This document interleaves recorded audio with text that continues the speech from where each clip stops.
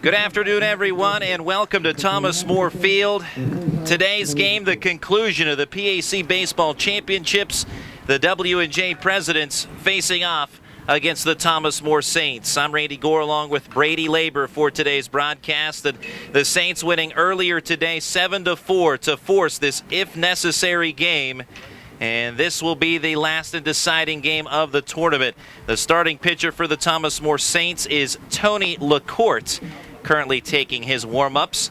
And he will be joined in the defensive alignment by catcher Brad Popham. At first base is Nick Connor. Second baseman Ben Lahman. Marcus Wolfel at short. Bailey Abatello at third. The outfield from left to right is Zach Fardo, Casey Metzger, and Ben Kenning. The starting lineup for the W&J Presidents, with a record of 27-15 this year. Thomas More, by the way, at 30-11. Gannon Rooney will lead off and play center field. Anthony Palladino bats second and plays second. Nick Vento out in right field hits third. Kyle Smith in the cleanup spot is at third base. Derek Helbing will be catching, hitting fifth. Ryan Shulo back of the lineup is out in left field, hitting sixth. Corey Bauer in the seventh spot is the designated hitter. Michael Ruffing will bat eighth. He'll play shortstop. And Nick Morton bats ninth. He'll play first in front of W&J starting pitcher Jared Baird. Yes, that's the same Jared Baird who started and threw a complete game yesterday. And the senior taking command. He wants to be out on the mound today. We talked with Jeff Mountain about that in the pregame, or basically about his pitching staff, and he said everybody is available, including Baird. Well, Baird will get the start. That doesn't necessarily mean he's going to go another 9 innings today, but he does start this game. Expect to see a few more out of the President's bullpen along the way. For the Thomas More Saints, their batting order: Bailey Abatello will lead off. Ben Lahman hits second. Nick Connor bats third. Donovan Pogue in the cleanup spot. Ben Kenning in the fifth spot. Hitting sixth is Brad Popham. In the seventh spot is Zach Fardo. Casey Metzger hits eighth, and batting ninth, Marcus Wolfel. We are just about ready to go. The championship game. Tony LaCourte to take the bump here for the Saints. LaCourte making his fifth appearance of the year. His 4 previous outings have all been in relief. He's 1-0 with a 3.86 ERA in 7 innings of work. The wide and the pitch from the right-hander. It is low and ball 1 to Gannon Rooney. LaCourte, 11 hits allowed, 5 runs, 3 earned, no walks, 6 strikeouts. And the righty's 1-0 pitch to Rooney. Pops it up. First base side, and that will sail over the Thomas More dugout for strike 1. 1 ball, 1 strike. Brady Labor, here we are for one more game, the last game of the tournament. Well, if you're going to come for one game, you might as well stay for 2. That's what Ernie Banks would say. And, of course, it's easier said for me because I live in the area, Randy. A lot of you guys got to make a long trip back to Western PA. But I'm sure with the good weather we've had here, and why not on a baseball field, just hang around for a few more hours. That's right. And a beautiful day at the moment. As the 1-1 pitch is strike. Here's the 1-2 to Rooney. Curveball stays high. 2 balls and 2 strikes. And the start times for today's action moved up for possible inclement weather, and as a result, so we started at 10 a.m. today. Here's a ground ball to third. Takes a nasty second hop, but able to play it. Abatello off his chest and throws to first, and boy, he is in some pain. He put down his glove after applying the throw, and that ball coming up on him, but it looks like he's okay as he taps his pitcher LaCourte on the chest with his glove, and just giving himself a moment as LaCourte was coming out to check on his third baseman. 1 out of the inning, but nicked up was Abatello. Yeah, it looks like that might have hit the collarbone area just from our view here, but either way, Abatello will just rub some dirt on it and continue on. Anthony Palladino with the ball to him. Palladino in game 1 today was 1 for 4 against the Saints. Thomas More winning it 7-4. Pitch in front of home plate for ball 2. Oh, we were just talking in between games about potential menu items on the way home. Maybe a stop at Skyline Chili, potentially. We'll see. Well, that's a source of debate here in this area. Of course, the Cincinnati-style chili. Skyline has been kind of like Kleenex has become, what tissue used to be. But there's plenty to choose from. There's a lot of local ones, but your 3 big ones, obviously, are Skyline, Gold Star, and my personal favorite, Dixie Chili. Oh, I always like to partake when I'm out in this area. 2-0 pitch, a strike. Now the 2-1 to Palladino. Goes after it and pops it up right side of the infield. Second baseman Lahman takes control and puts it away into his leather for the inning's second out. Brings up Nick Vento. Vento 0 for 3 with a walk in game 1. Did throw out a runner at third base and has thrown out 2 base runners in this championship tournament. Both of them happen to be Thomas More base runners. One on Thursday and one earlier today. Vento, curveball from LaCourte is a ball. LaCourte, pretty inexperienced, a freshman. His 5th outing, has not appeared in a game since April 26th in a 12-4 Thomas More win versus St. Vincent. 1-0, Sky to center. And underneath, Metzger camps under it, makes the catch. 1-2-3 go the Presidents in the top of the first. Score after the top of the first, it's W&J nothing. Thomas More coming to bat. You're listening to the PAC Baseball Championships, brought to you by Sport Clips. We're here at Sport Clips, the new just for guys haircutting place, to see what the buzz is about. How was it? Nice cut, nice price, professional stylist. Doesn't get any better than this. There's sports on TV at every chair. I got an awesome haircut, steam towel treatment, neck and shoulder massage. I went all the way! What are you waiting for? Sport Clips is now in your neighborhood. At Sport Clips, guys win. With 2 locations in Washington County, at the McMurray Shops in Peters Township and at Trinity Point in Washington. Comprised of 10 private institutions and 2 affiliate members, the President's Athletic Conference remains unique in this era of high-pressure college athletics. As a charter member of NCAA Division III, PAC student athletes excel in 21 varsity sports as well as the classroom. Academic and athletic excellence since 1955. The President's Athletic Conference. Want to learn more? Visit us at www.pacathletics.org or follow us on social media.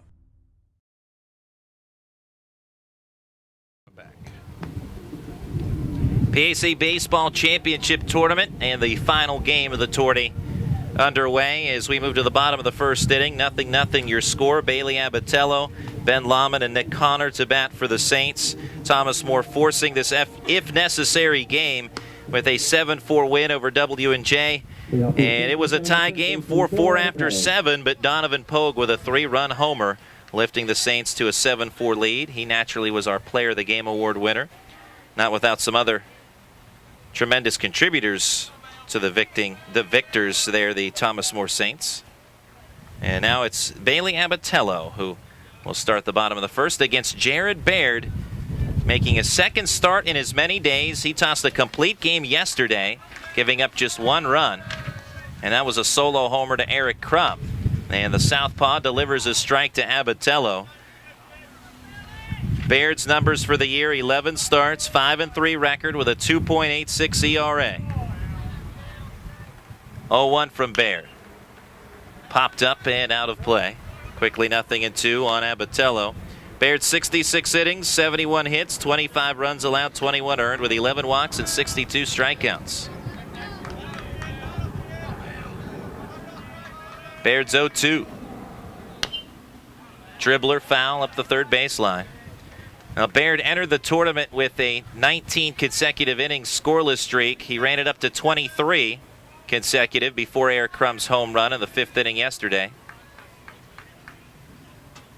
But Baird still getting the win as the Presidents topped Waynesburg 5-1. 0-2 fastball, a strike on the outside edge. And a check swing actually rung up was Abatello. 1 out in the bottom of the first.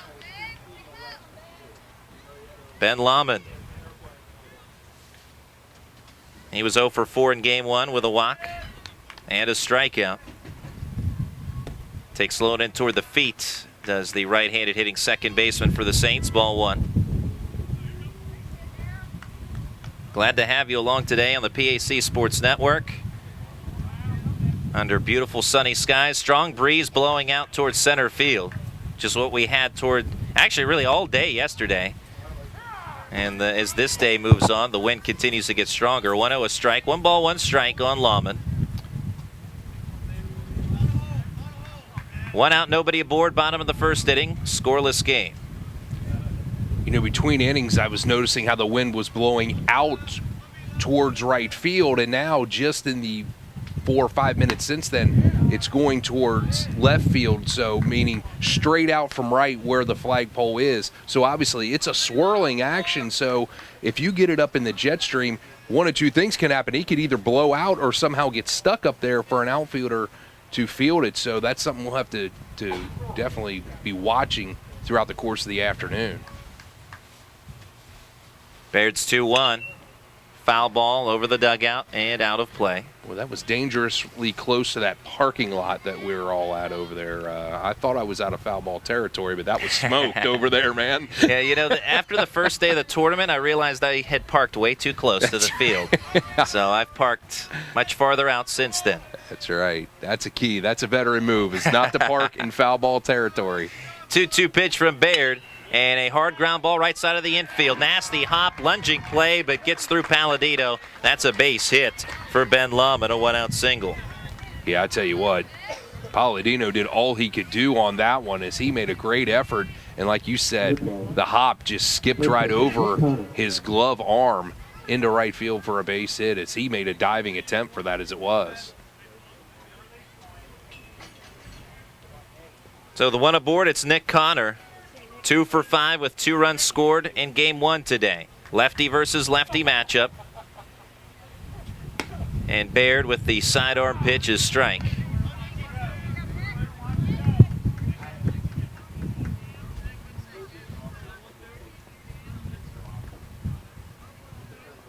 From the stretch, the left-hander stares down to the runner at first. 0-1. Strike on the inside corner to Connor. 0-2. Now, one of the advantages when you have a lefty on the mound, if you're W&J, against batters like Connor and Kenning, you have that lefty-lefty scenario. Of course, you still have to deal with the right-handed hitting Pogue in between the two. Pitch in the dirt, 1 ball, 2 strikes. But at least of the 2 outstanding hitters, or 2 of many outstanding hitters, at least you have the matchup in your favor, percentage-wise, if you play it that way, with the lefty-lefty matchup. Yeah, the 3, 4, and 5 hitters for Thomas More have definitely been a murderer's row, and that's with Pogue not really having a big tournament until that big 3-run home run. He's definitely been a threat, but he really made his presence felt in today's first game. 1-2 liner. Diving play made by Ruffing, but past his glove and into left center field, the base hit. Connor to first, Lahman to second. And 2 on here for Donovan Pogue. And that's Connor's 10th hit of the weekend. Of course, they've played the maximum number of games, but still, they really do ring the bell on that scoreboard. Put up 11 against Teal yesterday. Scored 9 against Waynesburg.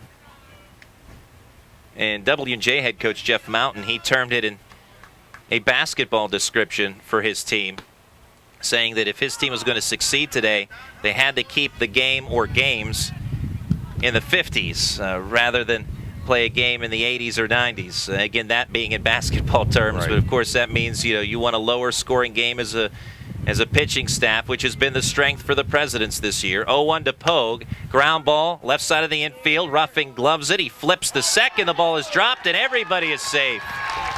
Thinking about the double play, Palladino never corralled the baseball on the flip from Ruffing, and the bases are loaded with 1 out.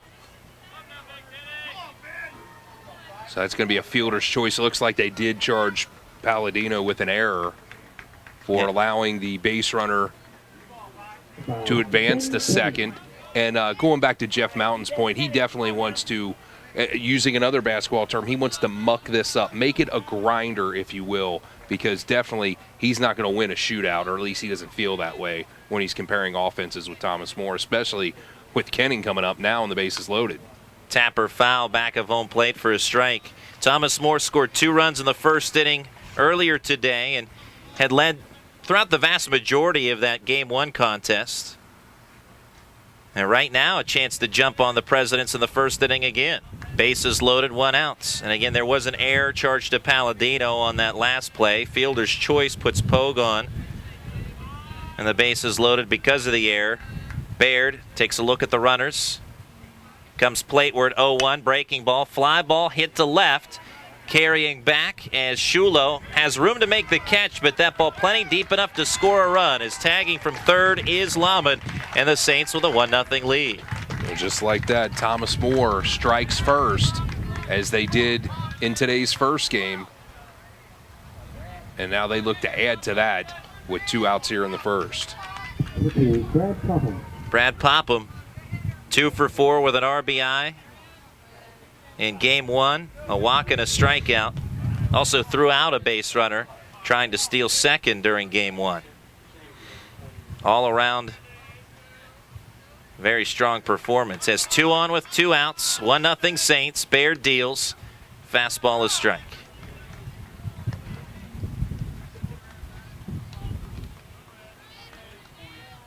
So sacrifice fly by Ben Ketting, 9 RBIs for the tournament.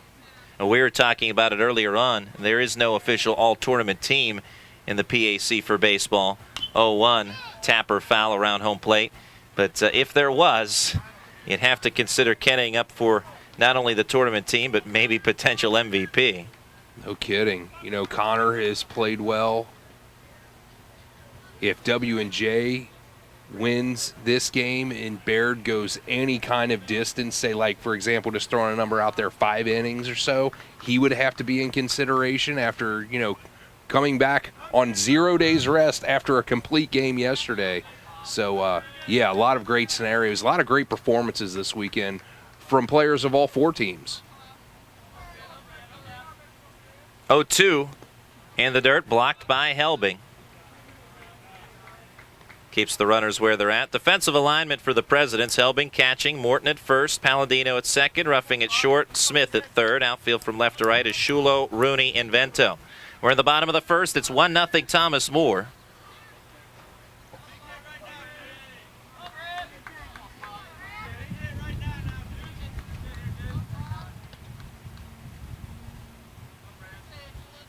Baird set from the stretch, glances at the runners. Deals a 1-2 fastball. That just misses, 2-2.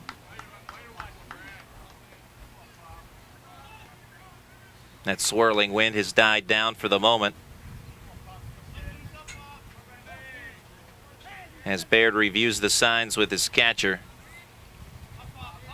Derek Helbing. 2-2 pitch. Fly ball for Popham, left center field. Well hit on the run is Shulo. It's over his head and will bounce toward the fence. 1 in to score. Here comes another. And the Saints with a 3-0 lead. 2-run base knock for Brad Popham. A double with 2 outs. Tell you what, Popham got that one up in the air, and that traveled to left field all the way to the fence. Not sure if the wind aided that or not, but either way, Popham puts a charge in that one, and 2 runners score as they were off and running on contact, and Thomas More puts a 3-spot up in the first inning and still have another out yet to give. A strike to Fardo. So Connor and Pogue score on the 2-run double by Brad Popham. 3-0 Saints. So again, Thomas More jumps on the Presidents, as they did in game 1 for 2 runs, this time bettering it by a run. Still a chance for More, leading 3-0.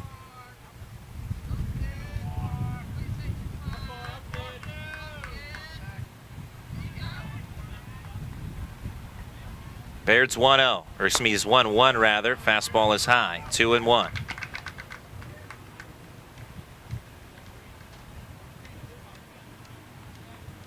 Now Baird a complete game yesterday, and you have to admire the fact that he is coming out, as you said, on 0 days rest here today, but he's been touched up for 3 runs. There is an error a part of this inning, 2-1 pitch. And in fact, all of the runs are unearned.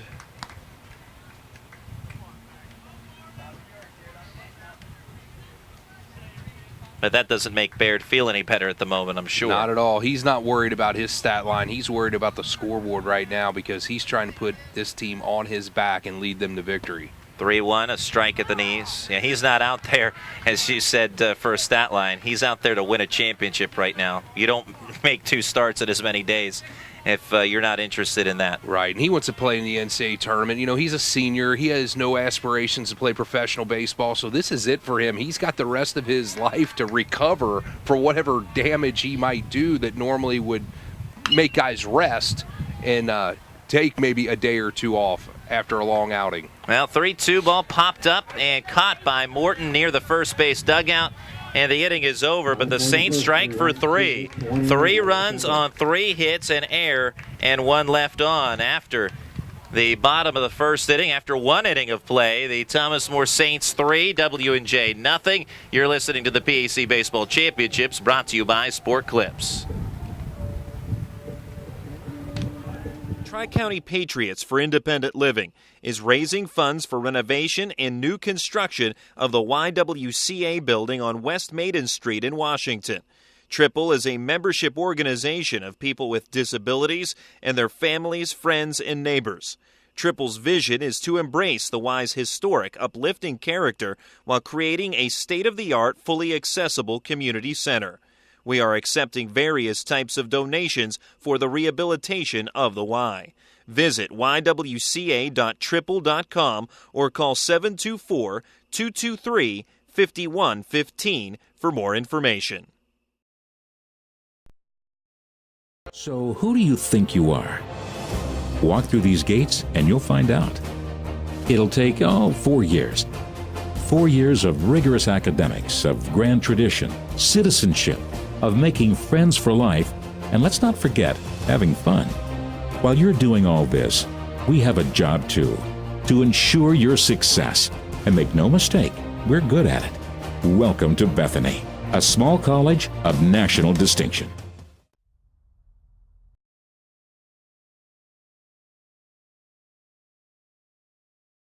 Coming back. We move to the second inning. It's 3-0 Thomas More over W&J. After a 1-2-3 top of the first inning, the Saints strike for 3 in the bottom half.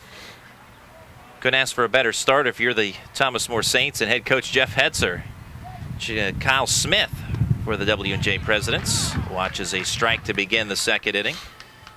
Freshman starting pitcher Tony LaCourte on the mound.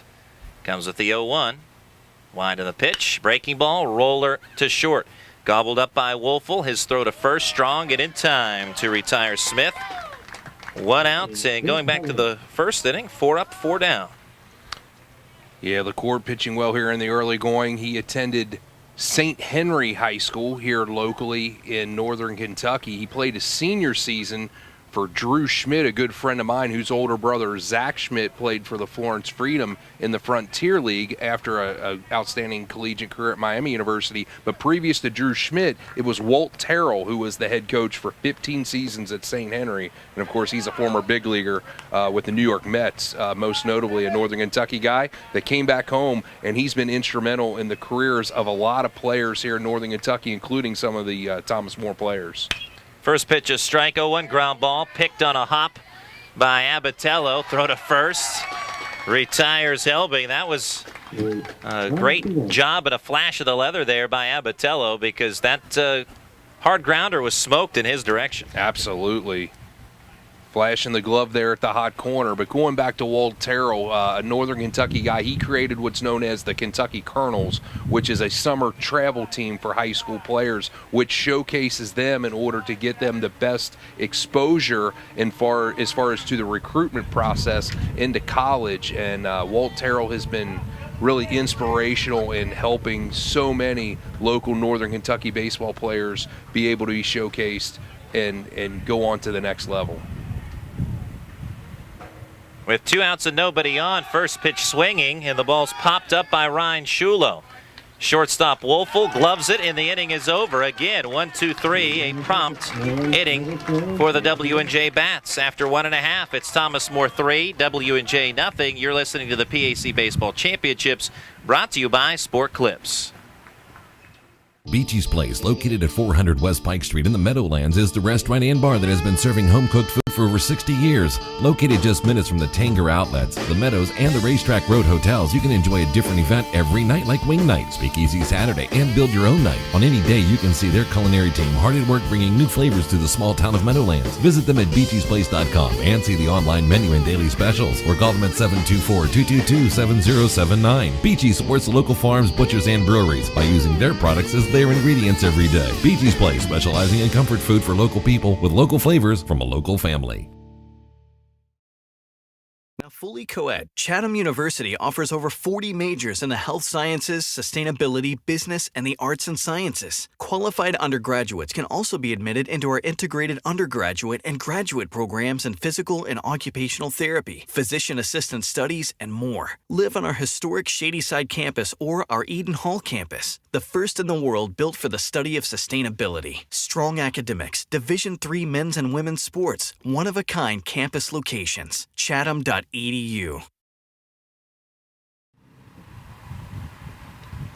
Back at Thomas More Field, it's 3-0 Saints, bottom of the second inning. 8-9-1 due up, Metzger, Wolfel, and Abatello. Jared Baird, the left-hander, making his second start in as many days. Out of Central High and East Freedom, Pennsylvania. Fly ball, well struck to left. But Shulo underneath it, has to make a leaping catch there at the last moment. And there's that wind, I'm sure, that forced that leaping grab, because the wind has been blowing stiffly out toward center field, going from right field towards center. It's swirled about, but surely impacted the flight of that last ball struck by Metzger, and now one out in the second. Here's Marcus Wolfel. 3-0 Saints.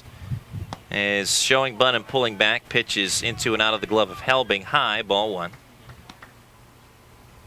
Now Baird, a PAC Pitcher of the Week for May 4th. Also a PAC Honorable Mention last year. Was 4-0 as a junior with a 4.47 ERA. They had 9 starts and 12 appearances with a 4.47 earned run average, as I noted, in 56 1/3 innings. 1-0 pitch is low from Baird to Wolfel, 2-0. Interesting to see how many innings Baird can give for the Presidents, because this is definitely what they call a Johnny Holstaff game, where everybody is on call and available to pitch, including a guy who throws a complete game the day before. 2-0 a strike. Wolfel on the 2-1. Liner into right field for a base hit. 1-out single. Yeah, nice piece of hitting there by Wolfel. He goes the other way and punches it over the second baseman's head for a base knock to right field. Right-handed hitting Abatello, 0 for 1 with a strikeout. And a situation where it's all or nothing. Everybody is available. Baird starts out the day. You'd have to wonder if Baird works into any trouble here in the second inning, how long Jeff Mountain might allow Baird to pitch. Curveball a strike. No one out in the bullpen at the moment. 1 on, 1 out for the Saints.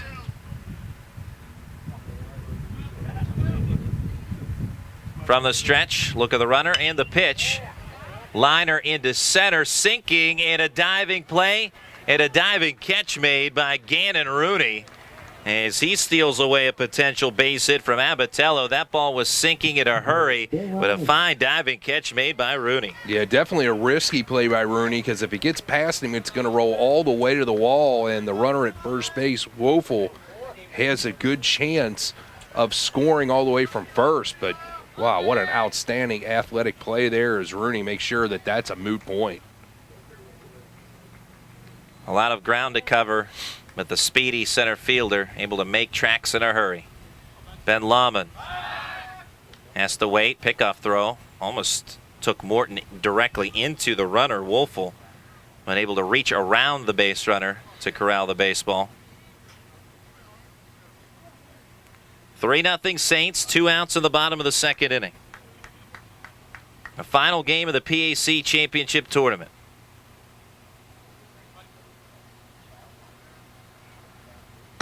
Fastball high from Baird. 1-0 to Lahman. Thomas More, the reigning champions, trying to win their 4th title in 6 years. The Presidents, 2 years removed from a championship. 1-0. Breaking ball low and in toward the feet of Lahman. Presidents beating Thomas More 2 years ago. Thomas More returning the favor last year at W&J's Ross Memorial Park. This year the Presidents trying to do it on Thomas More's field, but down 3-0 are the Presidents, and Thomas More with a runner on with 2 outs. Stepping off is Baird. And these two teams, really the standard bearers in the conference when it comes to baseball. Always seems to come down to these two. It will for the 3rd straight year. 2-0 pitch.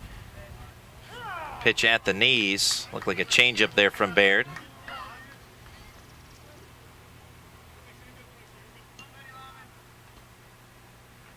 A 3-run first inning for the Saints, and Thomas More batting in this bottom of the 2nd.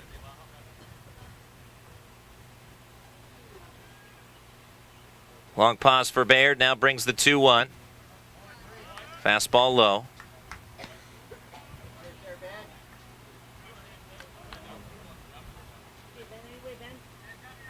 I doubt this is the case, but you wonder with 0 rest if he's going to not go over to first just to stave himself on his pitch count or not. 3-1. Fly ball, left field, shallow left center. And Gannon Rooney, the center fielder, makes the grab to retire the side. A hit by Wolfel. He's left on after 2. It's Thomas More 3, W&J nothing. You're listening to the PAC Baseball Championships, brought to you by Sport Clips.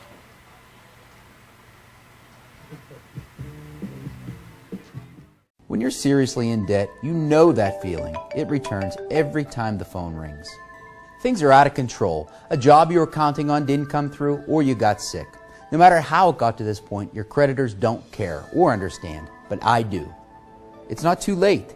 I can help. If you're embarrassed, overwhelmed, or frustrated, don't be. I'm not here to judge. I'm here to help, and you do need help. Please call me. There is a way out, and I'll get you there.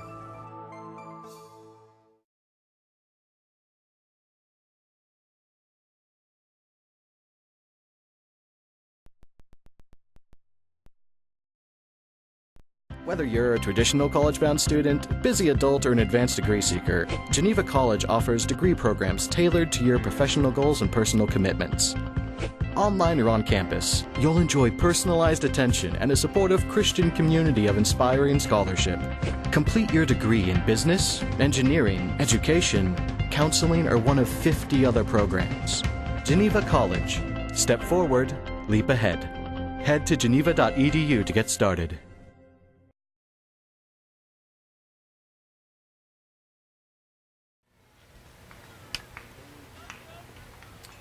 Back at Thomas More Field, 3rd inning now, as the Presidents trailing Thomas More 3-0. Corey Bauer, Michael Ruffing, and Nick Morton to bat. 2 quick innings so far for Tony LaCourte, the starting right-hander, a freshman for Thomas More today. See if the Presidents see some pitches here this inning. Offering is low. Although the Presidents typically aggressive at the plate, which is their forte, aggressive all the way around when it comes to offensive performance, whether on the bases or at the dish. And it certainly has worked quite successfully for the Presidents over the years. 1-0 ground ball to short on 2 hops played by Wolfel. In and to his left. He'll throw accurately to first to set aside Bauer. 1 out. And Jeff Mountain in the pregame show prior to Game 1 today, he had said that this year's offensive lineup for W&J certainly hasn't been one of the top hitting teams that he's had in recent years. He makes no bones about it, as he put it. But nonetheless, they still play the type of baseball that they have over the years. And in this tournament, the Presidents have hit pretty well. 4 runs earlier on today and have put up plenty of runs to advance to this round. As a bunt laid down by Ruffing, foul. Juggling it was Popham. But right now, trailing 3-0 here in the 3rd, and no hits to this point as LaCourte has mowed down the Presidents. Yeah, well, and the reason why is because W&J does a great job of manufacturing runs with the running game, as we've stated all weekend long, but it's tough to manufacture runs when you have 0 base runners. Pitch in the dirt. 1 ball, 1 strike to Ruffing.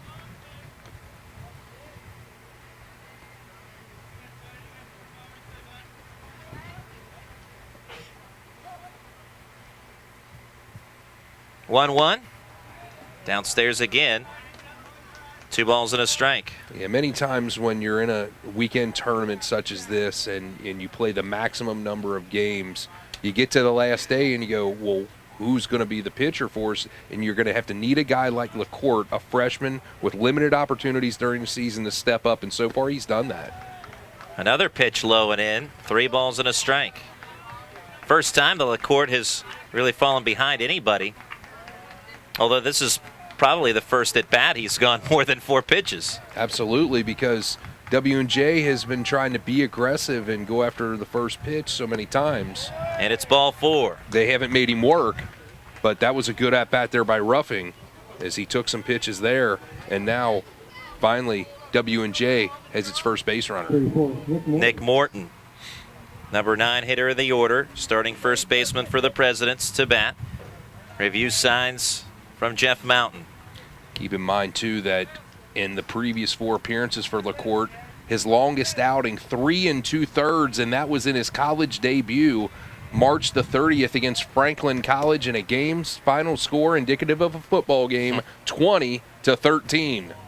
So that was a real barn burner. Plenty of offense in that one. Definitely. Well, Coach Mountain said he didn't want to get caught in a slugfest with Thomas More today. Well, down by 3. Presidents will certainly, at least at this point, looking on, will need at least 4, maybe more. As LaCourte from the stretch now. A little late time granted at home plate. Runner was on the move, but Ruffing will have to return.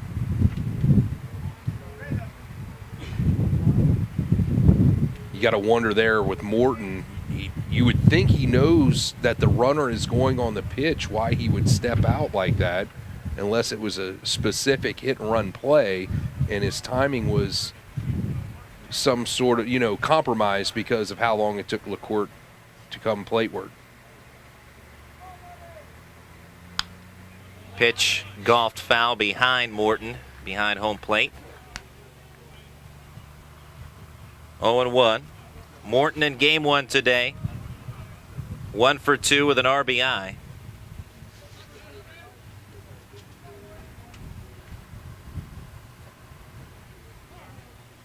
Ruffing with a solid lead at first. LaCourte deals high. 1 ball, 1 strike. This is the first time today LaCourte has had to pitch from the stretch.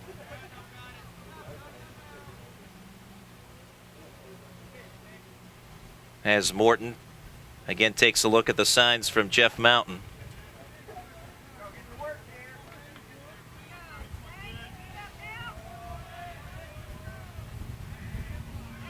Pickoff throw, backsliding in safely head first is Ruffing.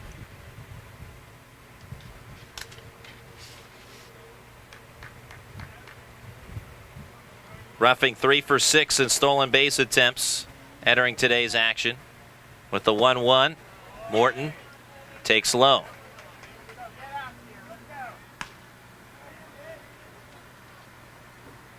Bottom of the 3rd. Excuse me, make that top of the 3rd, my apologies. As the Presidents, a road team here in this final game of the tournament. They were the home team in the first game of the day, but you flip-flop for the second game. And now it's Thomas More playing as the home squad on their own home field. First couple of innings, pace was rather swift, but as soon as the Presidents get a base runner, all of a sudden, a screeching halt.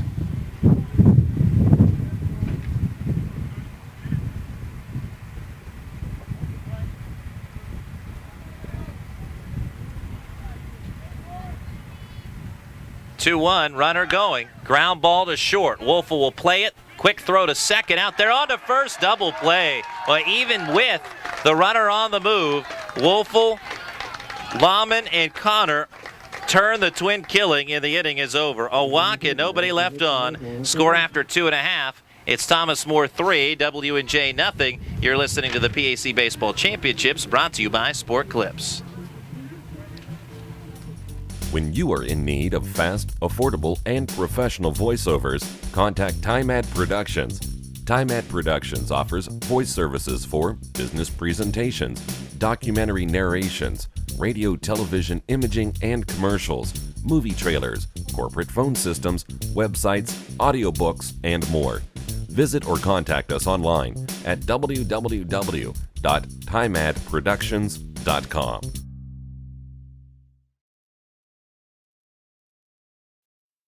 Faith and freedom are far-reaching matters for us. The freedom to pursue a calling in life and the faith that it will make a big difference. The freedom to use the value of an education to pay it forward and a Christian faith to make it count. At Grove City College, faith and freedom create opportunities. And that's why faith and freedom matter.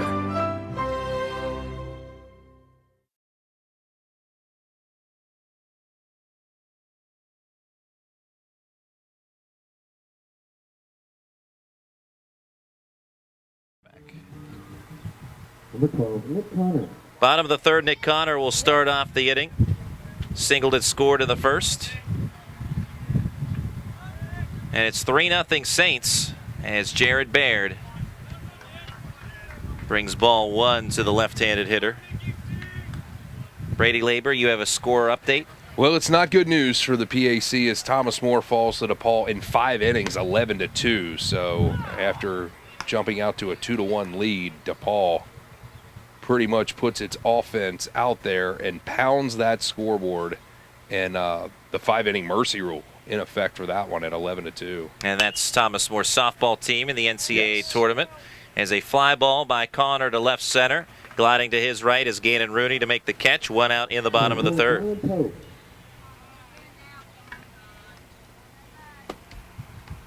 Donovan Pogue, fielder's choice, scored a run in the first, reached on the fielder's choice. And he hit the game-winning home run in the first contest today. We were tied 4-4 in the 8th inning, a 3-run home run for Donovan Pogue, his 7th home run of the season. Takes inside, up and in, ball one.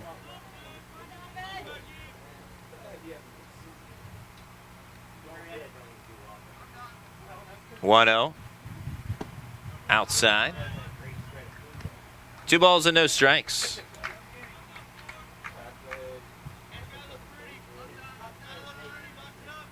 2-0.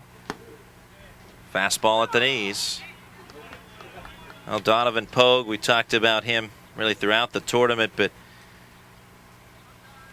PAC Hitter of the Week for the week of April 6th. 2-1. Fouls went off to the screen. Also was named the NCBWA Division III National Hitter of the Week. D3Baseball.com National Team of the Week honors. Was 12 for 18 with 2 home runs and 19 RBIs that week. Say that again. Did you misread something? No, 19 RBIs in 1 week. 19 RBIs. Like we talked about earlier, that's a season for some guys. Pogue did it in a week. Or a career for others. 3-2 now the count. Pogue pops it out of play. He's an outstanding hitter. Really has come on. He was a PAC honorable mention last year and continues to develop. And one of the key hitters, and of course with Ben Kenning behind him, a youngster who has caught fire. Certainly benefits Pogue, who pops up a pitch here. First base side foul territory. Morton started into foul ground, then ranges back toward fair territory. Still makes the catch in foul territory, but closer to the line. It's the inning's second out. Baird looking for his first 1-2-3 inning of the day. If Baird can get in a groove here, he can provide some much needed innings. But really at this point, the Presidents need to get its offense on track.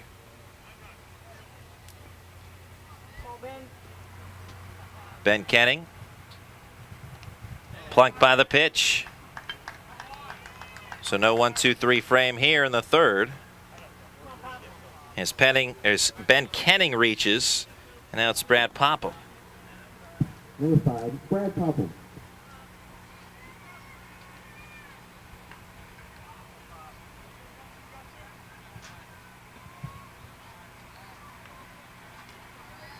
Popham doubled in a pair with 2 outs in the first inning. Drove in a run as well in game 1. Catching both games of this doubleheader. Caught both games yesterday. Takes a fastball low and in. Ball 1. Now Coach Jeff Hetzer talking about last night's walk-off win against Waynesburg, an emotional victory, and whether the Saints would have enough in the tank today. Now they had enough in the tank for game 1, and so far leading 3-0 in game 2. 1-0. Ground ball pulled foul. You have to remember, these are college guys. They're younger. They bounce back quicker than you and I would if we had to play, 4 games in 2 days. Most definitely. I remember those days vividly of having more energy than I have now. And it's become a distant memory at that. 1-1. Fastball away. 2 balls and a strike on right-handed hitting catcher Brad Popham. Glad to have you with us for the tournament on the PAC Sports Network. Bringing you every game of the PAC Baseball Championships. 2-1.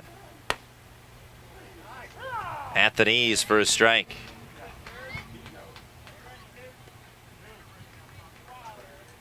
Next week, the network will have coverage of the NCAA Division III Mid-East Regionals at W&J College. President's hoping that they'll be there for it to participate. 2-2. Fastball up and outside. 3-2. Yeah, it's really a great service that the conference provides, getting as many of its sports out there. And of course, Randy, you're a big part of that. A lot of conferences on the Division III level don't have that service, and the fans of the PAC should really be blessed to know that they're able to follow their teams, through your service here with the PAC Sports Network. 3-2 fouled off. Well, I appreciate that, Brady. And we cover the baseball championships. This is actually our 4th year covering the baseball championships. First time covering the softball championships last week. Thomas More women winning that. 3-2 with a runner on the move. Line out to shortstop Ruffing. And that's the final out of the 3rd.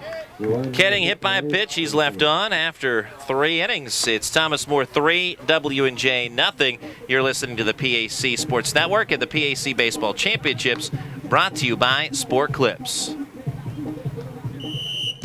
We're here at Sport Clips, the new just for guys haircutting place, to see what the buzz is about. How was it? Nice cut, nice price, professional stylist. Doesn't get any better than this. There's sports on TV at every chair. I got an awesome haircut, steam towel treatment, neck and shoulder massage. I went all the way! What are you waiting for? Sport Clips is now in your neighborhood. At Sport Clips, guys win. With 2 locations in Washington County, at the McMurray Shops in Peters Township and at Trinity Point in Washington. Tri-County Patriots for Independent Living is raising funds for renovation and new construction of the YWCA building on West Maiden Street in Washington. Triple is a membership organization of people with disabilities and their families, friends, and neighbors. Triple's vision is to embrace the Y's historic, uplifting character while creating a state-of-the-art, fully accessible community center. We are accepting various types of donations for the rehabilitation of the Y. Visit ywca.triple.com or call 724-223-5115 for more information.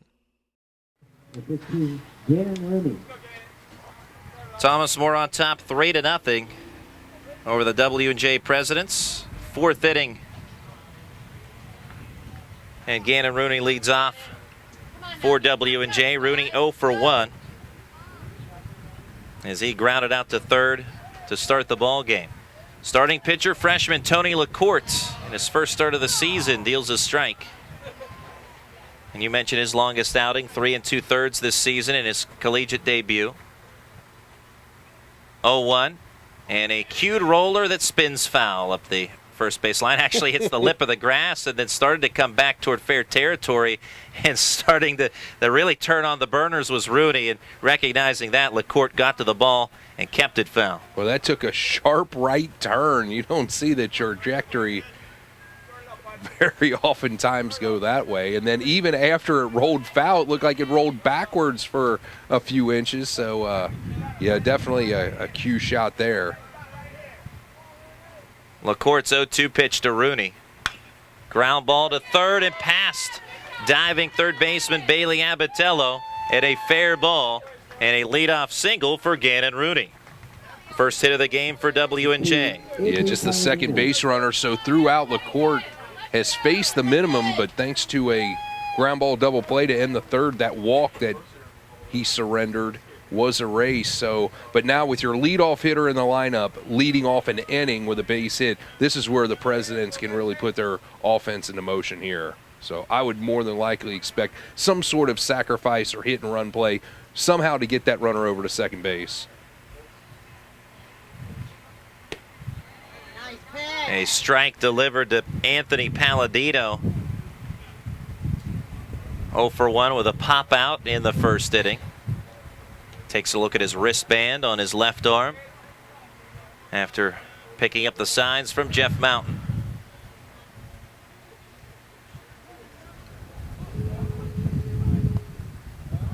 Pitch low and away, almost like a pitch out there for Thomas Moore. Top shelf speed for Gannon Rooney, a freshman out of Upper St. Clair. He takes a look at his wristband as he now starts his lead at first. 3-0 Saints.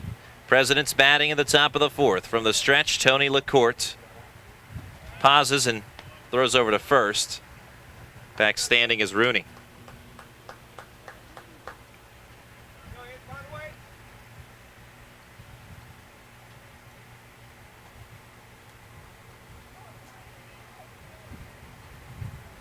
One Rooney running this time, and a liner into center field, base hit. Rooney going to try to get to third, and he will, as that ball died in the grass in front of Metzger. Had no chance to get the lightning fast Rooney. Runners at the corners with nobody out. Perfect execution of the hit and run there on the routine base hit to center field. It allows the runner to go first to third, and right now the Presidents are in business.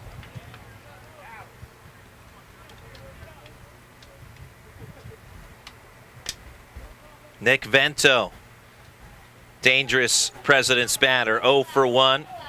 Flied out to center in the first inning, but has 2 on here with nobody out. 3-0 Saints in the fourth.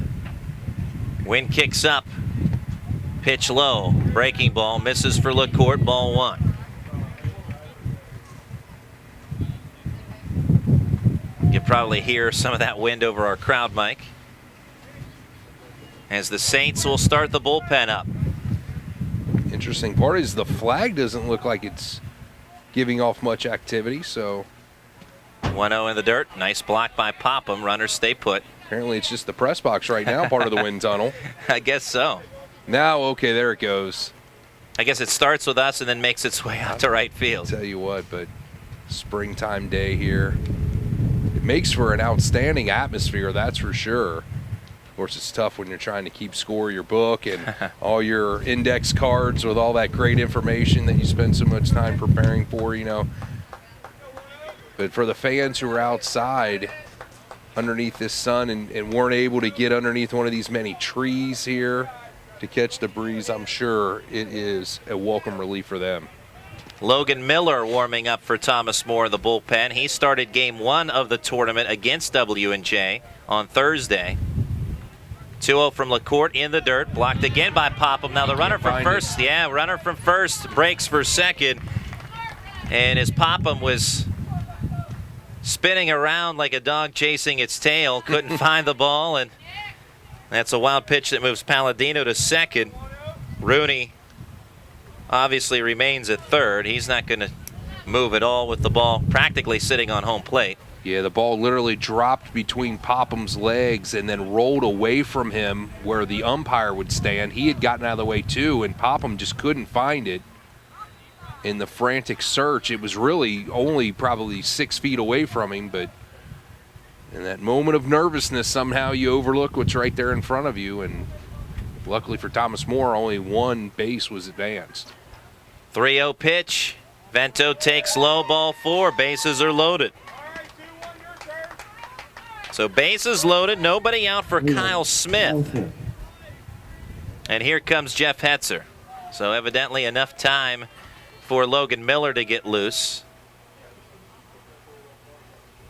Of course, Miller pretty much available because of the simple fact that he could only go 3 innings in his start in the first day, the first game of the tournament. And LaCourte is going to depart, but honestly, I felt like he did a really good job in giving them the 3 innings that he did, and he just ran out of gas here in the 4th. Hey, you talked about his longest outing of the season, 3 2/3, and that was 2 months ago. So, yeah, you know, LaCourte certainly giving it his all here, goes 3+, but now leaves Logan Miller with a sticky situation here. Bases loaded for Logan Miller to try and clean up this mess. Yeah, LaCourte gave them exactly what they needed, getting them 3 strong innings, and now it's Miller's turn to get out of this jam here with nobody out and the bases loaded. Of course, he's pretty much slated as the team's #1 starter, but now he's going to have to pitch starters innings, but it's going to start with a tough relief appearance here in this inning as he comes in. So a lot of starters don't like to come into a game. They want to start an inning clean, but right now Miller doesn't have that luxury as he's going to have to pitch more than likely out of the stretch. That's how he's warming up with the bases loaded, but that awful dangerous team, and of course Kyle Smith, a dangerous hitter, awaiting once he's done with his warm-up pitches. This will be the first relief appearance for Logan Miller this year. 10 starts with a 6-1 record and a 2.09 ERA. 2 complete games and 1 shutout. That 1 loss was the first day of the tournament to W&J. 60 1/3 innings for Miller, 65 hits allowed, 27 runs, 14 earned, with 9 walks and 29 strikeouts.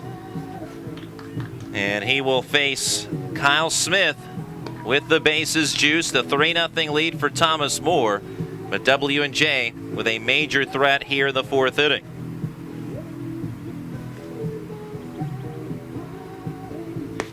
Yeah, Miller gave up 6 hits, 6 runs. Only 2 of those were earned thanks to, that was a game where I believe there were 4 total errors by the Saints and 7 total for each team. But still, Miller trying to redeem himself here, as he did, as you said, picked up his only loss of the season. And now it's time to face Kyle Smith, who grounded out to lead off the 2nd. Has only given up 2 home runs this year, but one of them to Gannon Rooney. And he's not facing Rooney now, he's facing Kyle Smith. First pitch to Smith in the dirt, blocked by Popham. Not a good start there by Miller. Remember Kyle Smith in our first game today led off the 7th inning with a double and came around to score. That was the 3-run 7th for the Presidents. The 3 of the 4 runs scored in that 7th inning before Thomas More got that big 3-run home run from Donovan Pogue. And that was the difference in that one. 1-0. Weak ground ball, third base side. Charging it is Abatello. Looks home, throws the first. And let's see. They called him safe. Not in time. So an infield single, RBI base hit. It's a 3-1 game. And the bases stay loaded with nobody else. Yeah, that was a weakly hit ground ball, and really Abatello needed to know where he was going to go as soon as he gloved it. He looked at home first, and that was just enough time of hesitation for Smith to beat it out at first as he was hustling down the line. Abatello had to know where he was going when he fielded that ball, and he really did not. So a 3-1 game. W&J on the board here in the 4th inning, and still with a major threat. Logan Miller. Pitch in the dirt, blocked by Popham. Derek Helbing with a 1-0 count. Helbing 0 for 1, bounced out to 3rd in the 2nd inning.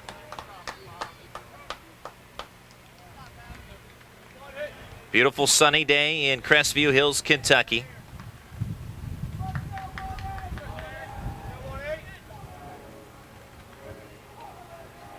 Miller from the stretch looks at the runner at 3rd. Brings a 1-0 pitch, chopper to third. Abatello will stop in his tracks and tag the runner coming in his direction. Then is undercut by Vento unintentionally. Vento just hustling over to the bag. But runner scores from third, that being Palladino, and it's a 3-2 game. Fielder's choice RBI for Helbing.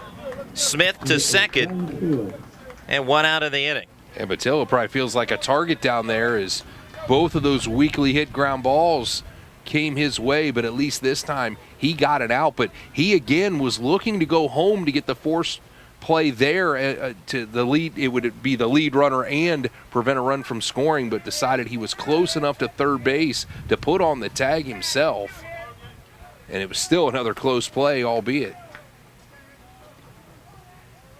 Double take of the runner at second. Both runners on the move, and no throw from Popham anywhere. It's a double steal. Pitch a strike to Ryan Shulo.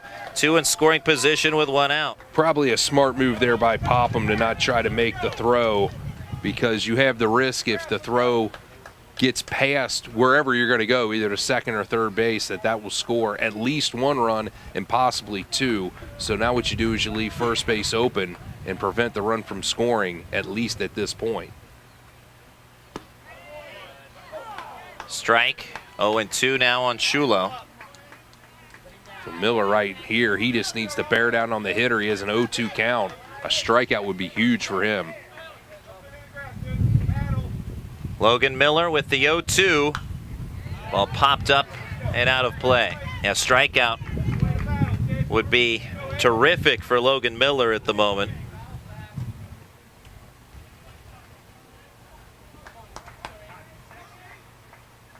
With runners at second and third, the conventional double play is out of the mix after the double steal. 0-2. Fastball outside. Shulo, right-handed hitter.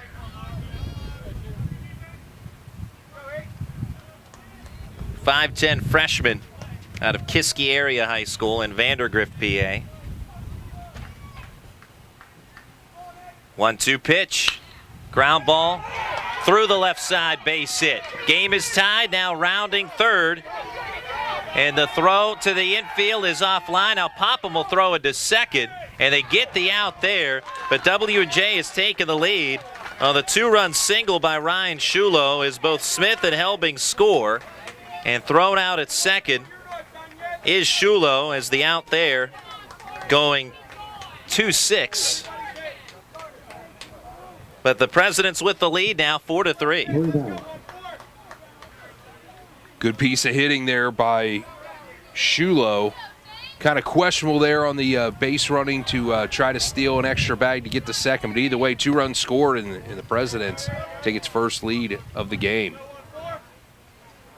Corey Bauer takes the ball. Bauer grounded out to short in the third inning. 4-3 W&J now. So the Presidents put up a crooked number. Miller with a strike. 1 ball, 1 strike on Bauer. 2 outs, bases are empty now.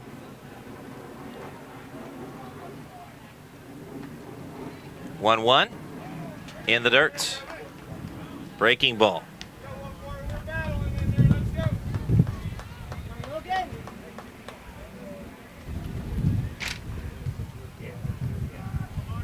Miller's kick in the 2-1. Ground ball hit hard on the right side of the field. Scrambling effort by Ben Lawman, but able to keep his balance and throw to first to retire Bauer. 4-3 inning over. W&J 4 runs on 4 hits, a walk, and nobody left on after 3.5. It's W&J 4, Thomas More 3. You're listening to the PAC Baseball Championships, brought to you by Sport Clips. When you're seriously in debt, you know that feeling. It returns every time the phone rings. Things are out of control. A job you were counting on didn't come through, or you got sick. No matter how it got to this point, your creditors don't care or understand, but I do. It's not too late. I can help. If you're embarrassed, overwhelmed, or frustrated, don't be. I'm not here to judge. I'm here to help, and you do need help. Please call me. There is a way out, and I'll get you there.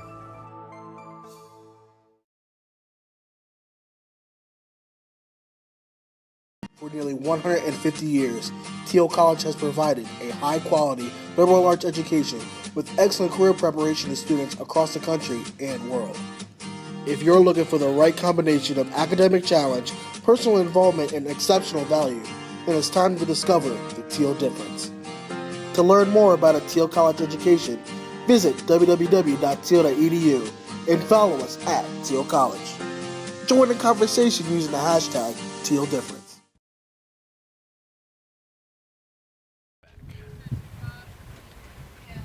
4-3 W&J as we move to the bottom of the fourth inning. Zach Fardo takes a pitch in the dirt. Ball one from Jared Baird. Baird, after letting up 3 runs in the first, has allowed just 1 hit since then.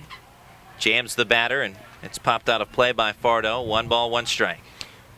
For Thomas More, LaCourte ended up going 3+, giving up the 2 hits and 2 runs. Of course, both were earned in 2 walks, and right now stands to be with a no decision. Right now, Miller's the pitcher of record. 1-1. Strike on the outer portion of the plate, 1-2.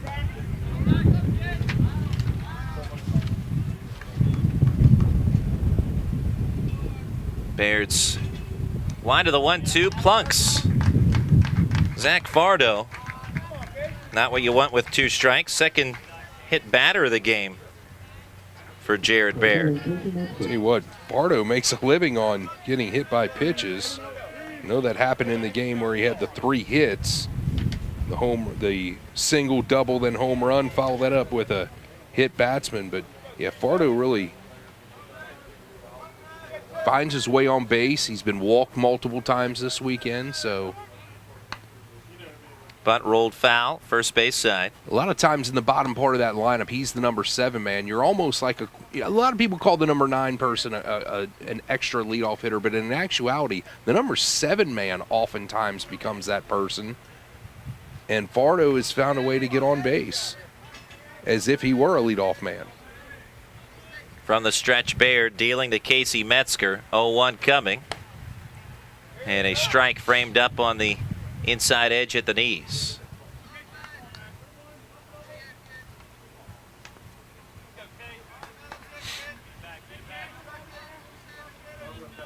Four 3 Presidents in the bottom of the fourth inning. Baird's 0-2. Protecting the plate. Metzger pops it out of play. Looked like it might have been up out of the zone, but not taking any chances is Metzger.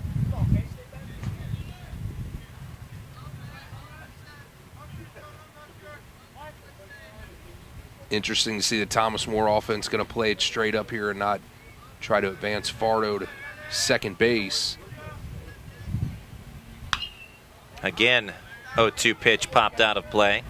Via the sacrifice or stolen base, at least not the stolen base at this point. Of course, you're not going to try to sacrifice on an 0-2 count.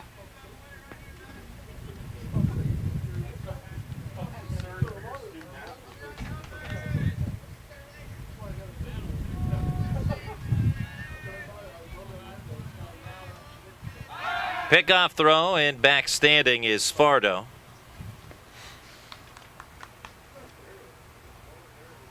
Fardo, 4 stolen bases in 8 attempts this year, if he decides to run. President's keeping a careful eye on him. As now it's W&J with a 1-run lead, 4-3. Thomas More with 3 runs early, but now on the trailing end of the score. 0-2 swung on and missed for strike 3. And Metzger the inning's first out. Second strikeout for Jared Baird.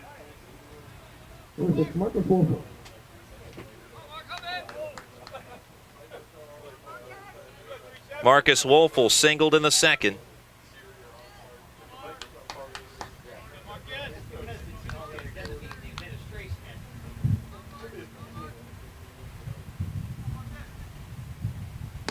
And a fastball, swing and a miss, snap throw to first, and they've got the runner hung up. Now Morton's throw into second, trickles through the glove of Ruffing. And the runner is safe there, so a stolen base for Fardo. Not your conventional stolen base, really. Fardo was bailed out there as there was no one to really throw the ball to initially at second base once he broke. And Morton with a bad throw anyway, and it actually hits Fardo as he's sliding. I was going to say, you could charge an error on that play, and actually they will. So, yeah, no stolen base. It's going to be an error. As I thought that one through, and so you could definitely charge an error, and it will be a throwing error on Nick Morton. He had plenty of time to allow somebody to cover the base. And now a base hit up the middle for Wolfel. Pushes the runner to the third as the throw from the outfield, a laser from Gannon Rooney, keeps Fardo at third base, runners at the corners.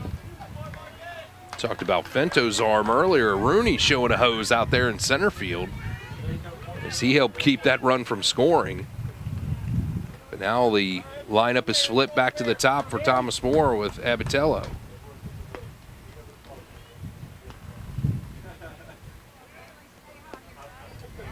Fardo hit by a pitch, moved to second on an error where really he should have been retired on a pickoff throw.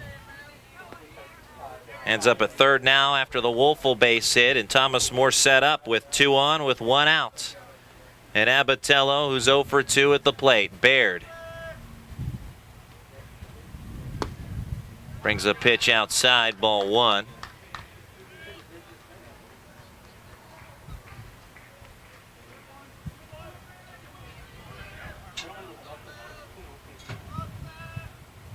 From the stretch, the 1-0. Liner through the left side, base hit. Game is tied 4-4. RBI single for Bailey Abatello. Wolfel to second. And Abatello now aboard. Yeah, Baird got that pitch letter high, and Abatello turned on it and just smoked it into left field for a base hit. And Fardo, who scores what I would assume would be an unearned run there since he advanced to second on the air, so a costly mistake coming back to bite the Presidents. And the first error of the game also coming back to bite W&J. An error that could have actually been a double play ball, let alone the first out that wasn't recorded. And that ended up costing the Presidents 3 runs because 3 unearned were scored in that inning. So all runs for Thomas More have been unearned today. Like Jeff Mountain was out there to talk to his pitcher, Jared Baird. And there was speculation between games when it was announced Baird would be the starter for this game of whether he would actually let himself be taken out of the game because he wants it so bad. And sometimes a head coach / manager wants that out of the starting pitcher. They want to go out there and ask for the ball and be told no. And that way you know this guy's all in. 4-4 in the fourth. 2 on with 1 out for Thomas More. Bunt by Lawman up the third base line. Played on 2 hops by Smith. Throw to first is in time. Sacrifice moves the runners to second and third. Didn't look like the best bunt in the world as it came off the bat, as it was elevated, as Lauman put some air underneath of it instead of deadening out on the ground. And as it turned out, he almost beat it out, showing those wheels down there to first base. Ball gets away from the W&J bullpen. Right-hander up, that is Bryce Schnatterly. We saw him in Game 1 against Thomas More in the first day of the tournament. Well, second game of the tournament, I should say, but the first game for these two teams as they went head-to-head. W&J winning that one 6-5. Thomas More winning earlier today 7-4. And now it's the last game of the tournament, winner take all. With 2 runners in scoring position, a breaking ball strike to Nick Connor. Would have to think that if Baird loses Connor here, maybe you see Schnatterly against Pogue with the bases loaded, if that happens. Right now, a 4-4 game, bottom of the 4th inning. Another breaking ball and another strike delivered from Baird.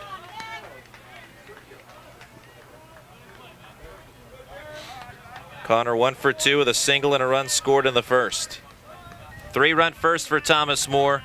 The Presidents with a 4-run fourth. Saints getting 1 back thus far and looking for more.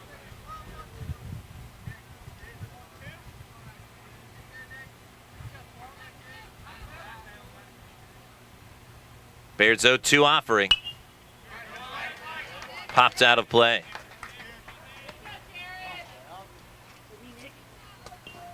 Of course, this would definitely be a great spot for Baird to get an out here, to get out of this inning with Pogue on deck. Get out of here with the score tied. Baird's 0-2 again. Ball hit well to center. But in the ballpark is making a running catch is Gannon Rudy in the gap to end the inning. 1 run on 2 hits in air, a hit batsman and 2 left on. After 4, we're tied 4-4 between the Presidents and Saints as you are listening to the PAC Baseball Championships, brought to you by Sport Clips. We're here at Sport Clips, the new just for guys haircutting place, to see what the buzz is about. How was it? Nice cut, nice price, professional stylist. Doesn't get any better than this. There's sports on TV at every chair. I got an awesome haircut, steam towel treatment, neck and shoulder massage. I went all the way! What are you waiting for? Sport Clips is now in your neighborhood. At Sport Clips, guys win. With 2 locations in Washington County, at the McMurray Shops in Peters Township and at Trinity Point in Washington. Comprised of 10 private institutions and 2 affiliate members, the President's Athletic Conference remains unique in this era of high-pressure college athletics. As a charter member of NCAA Division III, PAC student-athletes excel in 21 varsity sports as well as the classroom. Academic and athletic excellence since 1955, the President's Athletic Conference. Want to learn more? Visit us at www.pacathletics.org or follow us on social media.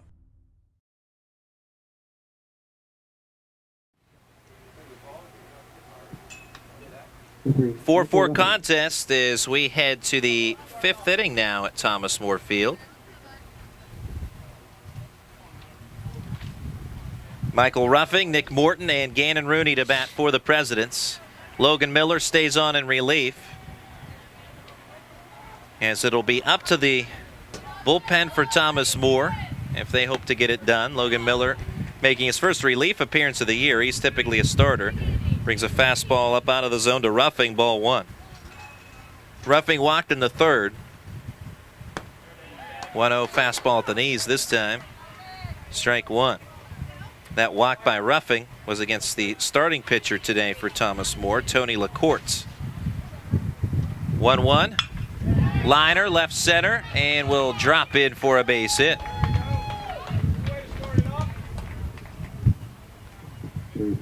Ruffing going opposite way, dropping it nicely into shallow left center. So leadoff man aboard for Nick Morton, who grounded into a 6-4-3 double play in the 3rd.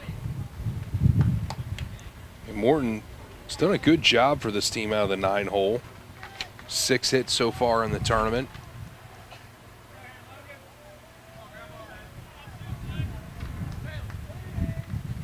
Runner on the move, swing and a miss at a pitch in the dirt. That was a hit and run. Certainly was. You can tell by the swing, but Ruffing safe at second with a stolen base. Yeah, tough to, on a hit and run, to be able to make contact when the ball only goes about 57.5 feet. But he did his job by getting his bat out in front of the catcher, who already was going to have a tough time just fielding that errant pitch. Curveball, and this is into right center field for a base knock. Quickly to it is Ketting, so holding at 3rd is Ruffing. Runners at the corners, nobody out. And that's basically the same thing as the hit and run would have been, except that it was station to station, you know, because that runner was, the idea of that is to hit it oppo to right field for the right-handed hitter in order for the runner to advance first to 3rd. That's essentially what happened. It just took 2 pitches to get it done because of the pitch in the dirt that happened previous to that. Gannon Rooney singled and scored in the 4th. He's 1 for 2. A 4-run 4th inning for W&J. Saints with a 3-run 1st and a 1-run 4th. Right-hander warming up in the Saints bullpen. And that's Taylor Smith, who worked in Game 1 for the Saints against the Presidents. Went 4 innings in relief, too. A lot of trust by Coach Hetzer in his bullpen. Yeah, no situational roles for this group, I don't think. 1-0 low. 2 balls and no strikes. Logan Miller, as good as he's been all season, has not had the best of performances in the PAC tournament. Struggling again after only going 3 innings in the first game for the Saints. 2-0 pitch. Chopper, third base side. A leaping effort by Abatello. Gets the ball in his glove, but that's all he could do as he just eats the baseball. The runner at third stays, so bases are loaded. Ruffing not going to try and chance scoring unless the ball got by Abatello. So he held, and here comes Jeff Hetzer. And that's it for Logan Miller. Move has been made, so Miller goes 1 inning of relief as the Presidents have the bases loaded with nobody out for the second straight inning. And Taylor Smith this year, 8 appearances, 3 starts. He's 3-1 with a 4.61 earned run average. In 27 1/3 innings, Smith has allowed 37 hits, 17 runs, 14 earned, with 8 walks and 18 strikeouts.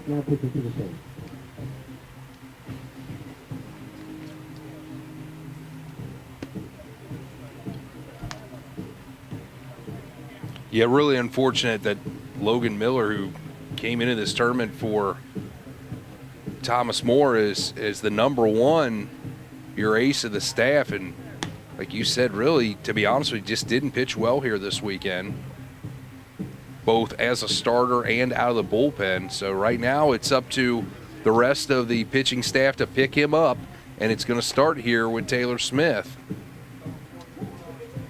as he had that 4-inning performance where he scattered 6 hits and did not give up a run. And that was on Thursday, as you said, against W&J in the first game that these two played. So out of 3 games in what turns out to be 3 days, even though 2 of those games are today, and it was the second game of the entire tournament. So it's amazing how you're kind of back to where you start. You know, we were here 3 days ago and, you know, almost in the same situation once again here, the way things have played out here in this game. But really, with a bases loaded jam here for Smith, he's got his hands full, and there's nobody out too. So second inning in a row that this has been the plight of the bullpen for Thomas More. But that's where they're at, and of course they immediately get someone else up throwing, and that's the man there, Ken Ruberg. I tell you what, we're talking about Jared Baird with some longevity. Mr. Ruberg says, hey, I can one up that. What happens if he goes multiple innings again in this game? I tell you what, these are some guys really putting it on the line here for a conference championship. Talk about Iron Men. Baird is 1, Ruberg is another. I'd like to get on that program, by the way. What program is that? I think it's a well-kept secret right now, but the program of longevity, that is for sure. Look at these guys go. Bases loaded, nobody out in the 5th. 4-4 between the Saints and Presidents. Live from Thomas More Field here on the PAC Sports Network. Taylor Smith with a pitch. Fastball, a strike to Anthony Palladino. Whatever it is that the fountain of youth, give it to us, right? That's right. Those guys out there working hard every day in this tournament. Now here is Smith. 0-1. In the dirt, blocked by Popham. Sliding to his right. 1 ball, 1 strike. Bases juiced, nobody out. Smith's performance, as you noted a couple of days ago, quite valuable. While it did come at a loss for Thomas More, if it wasn't for him, the Saints wouldn't have been able to rally back as they did. The rally did fall just 1 run short and a 6-5 loss, but Smith a key role in stopping the bleeding that day on Thursday afternoon. Fastball low, 2 balls and a strike to Palladino. He's 1 for 2 with a single and a run scored in the 4th.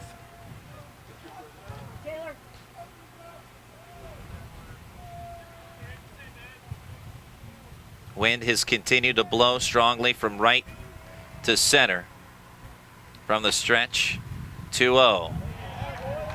Misses again, 3 balls and a strike, no place to put Palladino. Roughing at third, Morton at second, Rooney at first.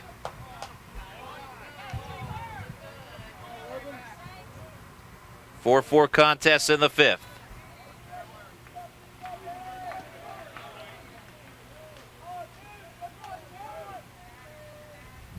Fastball, ground ball. Misplayed by the middle infield. Throw back into third by Lauman. And safely there is Morton in to score, roughing. And it's 5-4 W&J, retaking the lead. Should have had at least one out there, and so an error will be charged on Lauman. An RBI for Palladino. I'm not sure if that ball didn't hit the second base bag, because it did. On that second hop, it looked like it veered away. Still waiting for that call to be made on the scoreboard. They might have had a better view of it down further in the press box. But as of right now, they have not put an error on the board, and that might be why. Well, it's 5-4 W&J, and now it's going to be more. Here's a ground ball base hit for Vento. One in to score. Here comes another, and it's 7-4 Presidents, a 2-run single for Nick Vento. Tell you what, W&J really taking advantage now of the Thomas More bullpen not being effective, as they're just putting the ball in play here as they take the 7-4 lead. So Morton and Rooney score on the base hit by Vento. Palladino to second. And yeah, Randy, they're going to call that a hit on the Palladino base hit. So no error put on the board, and now Jeff Hetzer is going to go ahead and go for his ace out of the bullpen, as he's going to get the ball from Smith as he faces just 2 batters. And here comes Ruberg. So it's an RBI single officially then for Palladino. Apparently off a bad bounce is the ruling, so RBI single will go to Palladino prior to the 2-run single by Vento. And another pitcher, it's guess who? Ken Ruberg. He'll face Kyle Smith.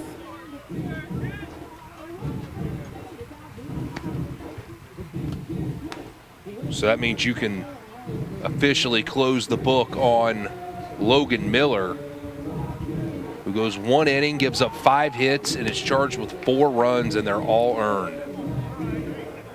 And no error in the inning. Again, Palladino credited with an RBI single on a ball that went off the glove of Lauman. Actually, I believe it went off the bag.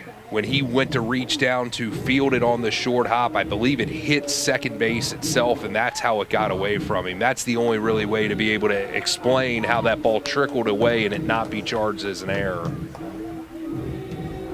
Well, we'll have to watch it on the replay. We'll have to watch it on the replay. Sports Network. That's Great right. segue there, sir. Well, all of our games are archived on the network, and you can go back and track them online, pacstream.net. Check out our archives page, and that link will take you to the proper location for broadcasts of the recent past.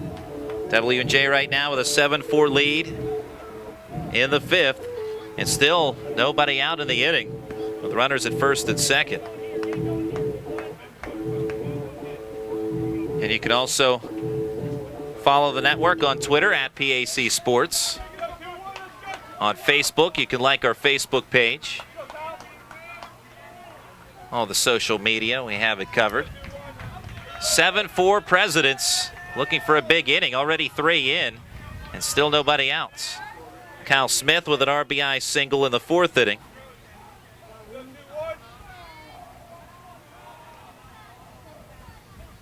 Ken Ruberg with his 2nd relief appearance of the afternoon.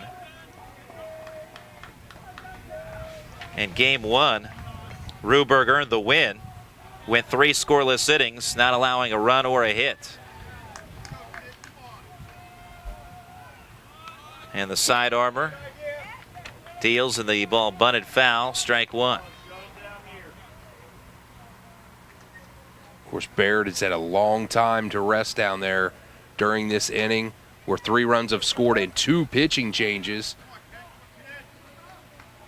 Not sure whether he would go down there and try to warm himself up a little bit more. I mean, he's already threw 9 innings yesterday. He's probably as loose as he's going to be.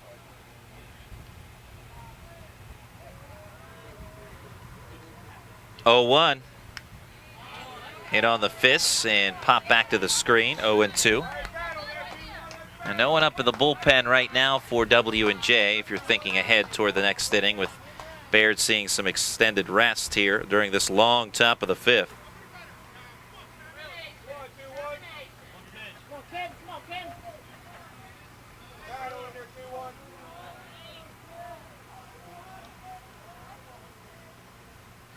Ruberg with 2 on will step off the rubber.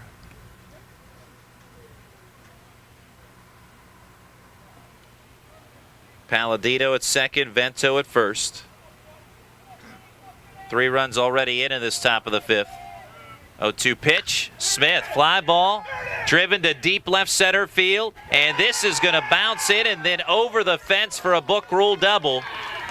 That'll force Vento to hold at third, but Palladino scores on the 2-base knock, a book rule double for Kyle Smith, and it's 8-4 W&J. I'll tell you what, it doesn't matter who the Thomas More pitcher is right now. They aren't fooling anybody, and the W&J offense is really flexing its muscles here in both the 4th and now the 5th inning. Coach Jeff Mountain said that he didn't want to get caught in a slugfest with Thomas More. Well, right now they're the ones enforcing all the slugging. Absolutely. Right now they're winning the slugfest.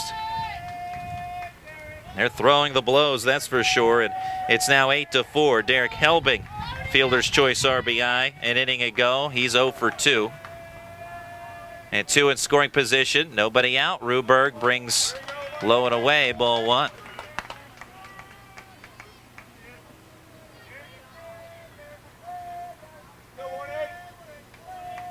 Still nobody out. It's one of them situations where you're out on the field during an inning like this and you just have that feeling in your gut that, man, will we ever get another out? And you need 3 of them at this point to get out of the inning. 1-0. Strike. Good breaking ball there. Yeah, strikeout for Ruberg will be huge here. Not only boost his confidence, but to give his defenders a break. So all they've done is chase down balls here in this inning.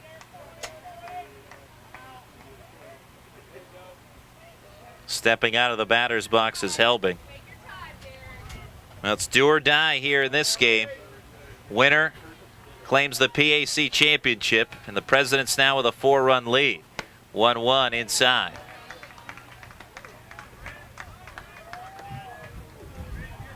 And using up all your bullets, Jeff Hetzer bringing in Ruberg again.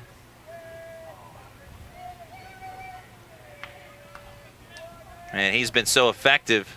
Hard to argue in terms of performance. Is now Ruberg plunks Helbing, and the bases are loaded again. Hit by pitch has Helbing on in front of Ryan Shulo. Shulo, 2-run single in the 4th inning. He's 1 for 2. Was an all Section 2 selection. First team member as a senior last year at Kiski area. Also played basketball at Kiski. And the freshman with the bases loaded checks his swing at a fastball outside. And Popham wants to come out and talk to Ruberg. Now for Thomas More, some of the regularly effective pitchers have been ineffective in this game. Logan Miller, Taylor Smith, and now Ken Ruberg, although you have to feel for Ruberg for the fact that this is his 4th game in 3 days in relief. And not just 1 inning or 1 out here or there. He has gone extended innings. Yeah, I think one of them situations where you might have just pressed your luck 1 too many times. And sometimes you get that false sense of security when it works multiple times to go outside the box. And 1-0 popped up into shallow right. In to make the catch is Ben Ketting. And tagging and staying put, though, at third is Vento. Bases stay loaded, 1 out. That's an important out just for the fact that Thomas More got an out because it had been so long in the inning. I mean, that's the 8th man to bat before you finally get an out. Maybe that can infuse some confidence here. You still have first base open. So a ground ball double play, highly unlikely. So a strikeout would definitely, or a pop-up, something that would be an out that would prevent the runners from advancing to score from third. Pitch a strike on the inside edge. Pardon me, I misspoke. I'm sorry, Randy. The bases are still loaded, so there's nowhere to put him, so a ground ball double play would be perfect. Pitch is strike to Bauer. He's 0 for 2.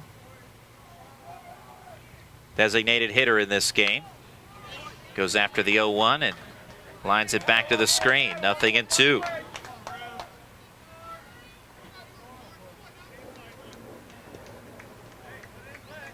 Eight to 4 W&J. A 4-run 4th and a 4-run 5th so far. Saints with 3 runs in the first and 1 in the 4th. 0-2 pitch. Popped away by Bauer. With 2 strikes on him, protecting the plate.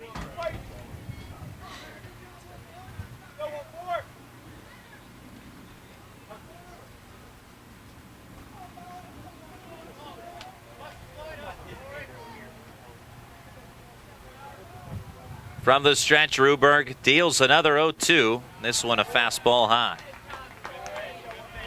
Of course, they're going all in with Ruberg. No activity in the Thomas More bullpen. So at this point, they're going to live or die with him out there on the mound, at least here in the 5th inning.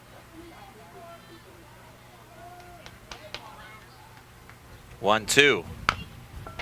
Weak ground ball toward third. Charging in and fielding is Abatello. Throw home, not in time. Safe at the plate is Vento. 9-4 W&J. Well, I'll give Abatello credit for this. He knew where he was going with the ball before he got it in his glove, but honestly, he had a better chance at the out at first base because the run looked like it was going to score as soon as he gloved it. As Vento was only probably a step away. So either way, the run does score, and you can finally shut the book on Taylor Smith, who only faces 2 batters, giving up 2 hits, and they both score. Smith the third, helping the second. Bauer on after the RBI. Ruffing, who started this inning with a single, bats for the second time in the frame. And base is still loaded.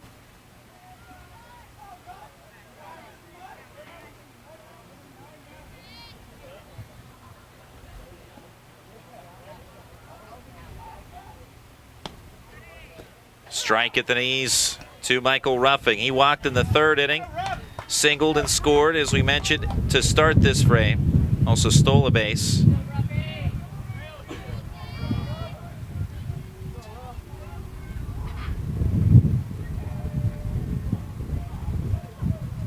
Ruberg's 1-0.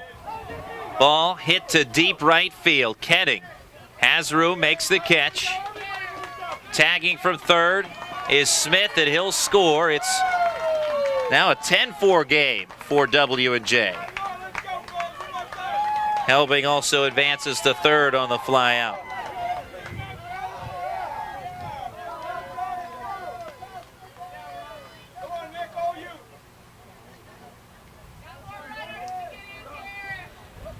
So the inning continues, and as the Saints, have the Presidents now have batted around. And then some, it's Nick Morton. He singled and scored earlier on in this inning. 10-4 W&J. Pitch up high, ball 1.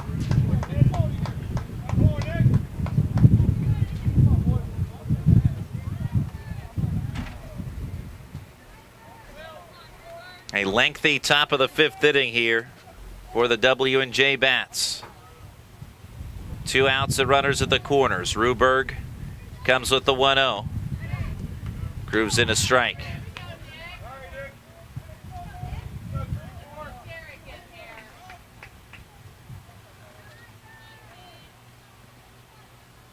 10 runs on 10 hits for the Presidents, 2 errors. Thomas More, 4 runs on 6 hits and no errors.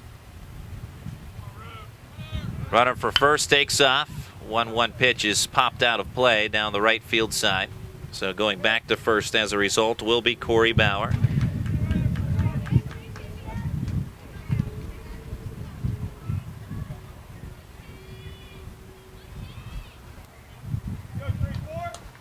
Just checking on any activity in the W&J bullpen, but there is none.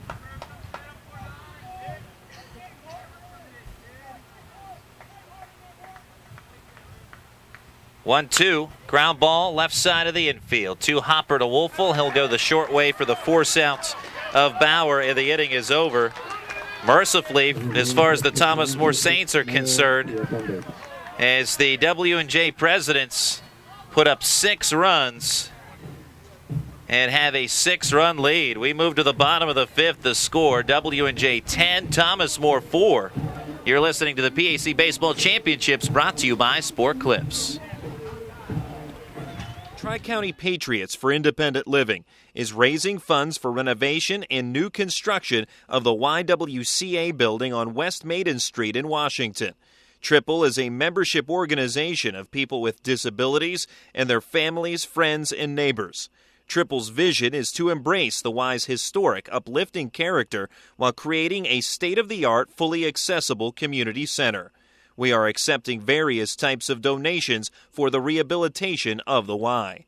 Visit ywca.triple.com or call 724-223-5115 for more information.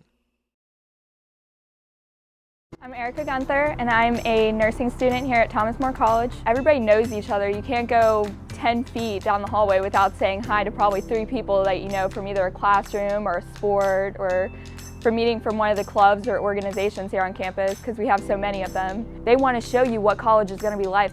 You're a student and you're going to behave like a professional in your environment, because that's what they're training you to be. Thomas More College is preparing me for success as a nurse.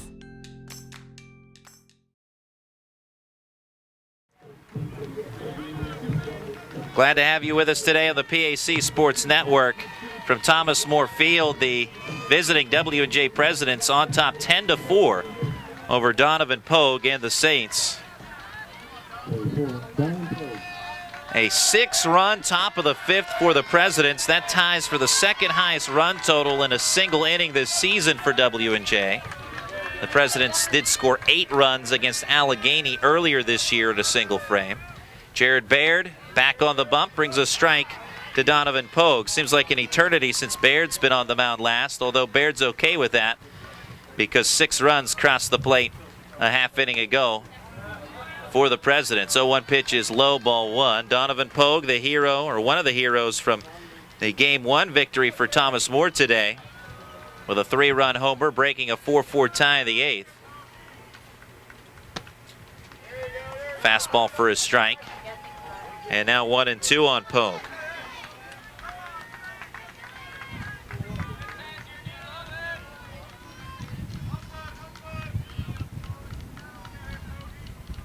Baird's next pitch, fastball outside. Well, there's still plenty of time with the Thomas More high potent offense to get back into this one, but you got to stay within yourself and try not to get all 6 of those runs in one at-bat, so to speak. 2-2 fastball inside. Yeah, no such thing as a 6-run homer. There's nothing in the playbook that dictates that one. But yeah, you just got to stay within yourself, play your game, and just chip away at this lead, and it's been proven to be done. They did that in the first game against W&J. However, it's just the simple fact that they didn't get all the way back. 3-2, ground ball to third. And hugging the line, Kyle Smith plays it on 2 hops, throw to first. 1 out of the bottom of the 5th. A lot of the Thomas More fans that were in lawn chairs up along the tree line that's next to the access road here have decided it's time to get up on the fence and cheer their team on. They're going to try to do their part to pick their team up after a 4-run inning and followed up by a 6-run inning, trying it here 10-4. Ben Kenning, sac fly RBI in the first, hit by pitch in the third. And a fastball swung on and missed by Kenning for strike one. Well, the same formation was formed last night against Waynesburg by the Thomas More home fans, and it worked for a walk-off win. They did it in the ninth. Here's an 0-1 soft liner to shorts, gloved by Ruffing, gliding to his right to make the catch. 2 outs. And now what could be dangerous for Thomas More is a guy like Baird. You have a momentum-shifting inning like that, he gets stronger as things go. And he was like that yesterday against Waynesburg, remember, after a momentum-changing 5th inning. And then after that, he was nearly unhittable by the Yellow Jackets. Yeah, especially when you're able to sit back there for about a half hour, letting your offense pile up runs. It just makes you stronger. It can do 2 things. It can make you stronger or it can make you stale, but Baird seems like one of those guys that feed off of that long rest. Strike delivered to Popham. Here's a ground ball headed up the middle and through. Base hit. And with 2 outs there, Kenning gets on. But yeah, it seems like Baird is the type of guy that can build momentum by the offense that's provided for him. Some guys thrive in the 1-run situations, which he seemed to do also. But really here, when he got the 6th spot here on this inning, he looks like he's a whole new pitcher here, despite the fact he's working on 0 days rest. Now that makes his work even that much more outstanding. Popham with the 2-out single, swing and a miss on a breaking ball by Fardo.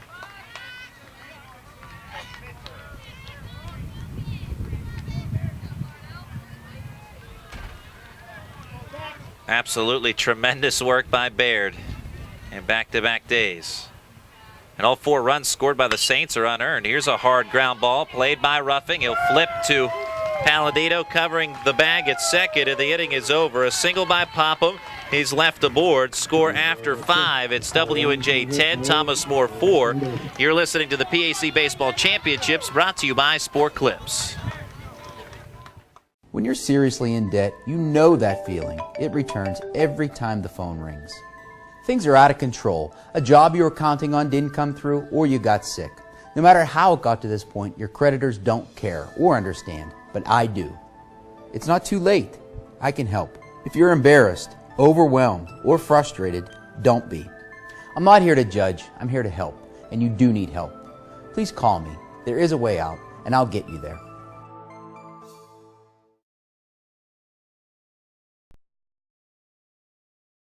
I'm proud to be a president because I've been taught to be a leader, not just through what I say, but through what I do. Hi, I'm Zach, and I'm a senior. Hi, I'm Becca, and I'm a freshman. Hi, I'm Nate, and I'm a sophomore. I really like W&J and decided to come here because they offered me a great balance between academics and athletics, and both are very important to me, and that's something that's tough to find. I know W&J is going to give me a great foundation. W&J has given me a start, and with that start, I can go anywhere.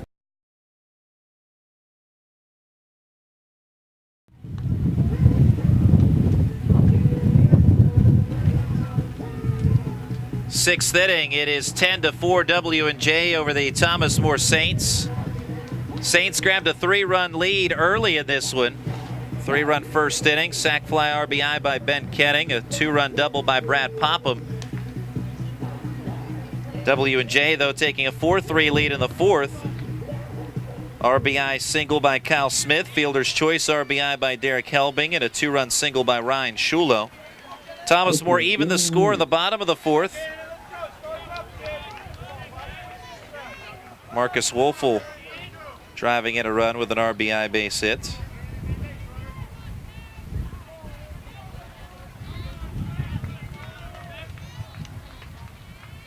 But the Presidents with a 6-run top of the 5th. And a screamer out toward the fans, and that's swatted down. Good job. Yeah, somebody with the right hand saved basically the entire group of fans there. There was a group of young ladies that was protected from that, as they weren't sure what to do. They didn't know whether to duck, get out of the way, or just freeze, and that's what they did. They chose the latter. But yeah, the man in the white hat that's turned backwards, he'll be earning a dinner from those ladies later on this evening. I certainly hope so. 1-1 pitch misses to Gannon Rooney, ball 2. That's the thing. You always got to be watching the ball when you're at a baseball game because it is a flying object. Rooney smokes one foul, third base side. And those Thomas More fans will think twice maybe in moving up against the fence like they have. I tell you what, though, they haven't backed off yet. In fact, it seems like there's been more fans to show up to fill out the empty seats that they vacated. So I don't know where everybody's coming from. 2-2 ground ball off the mound and up the middle, base hit for Gannon Rooney on a 2-2 pitch for Ken Ruberg, who remains on the mound in relief. Yeah, Thomas More, plenty of fan support today, but what they need is more run support.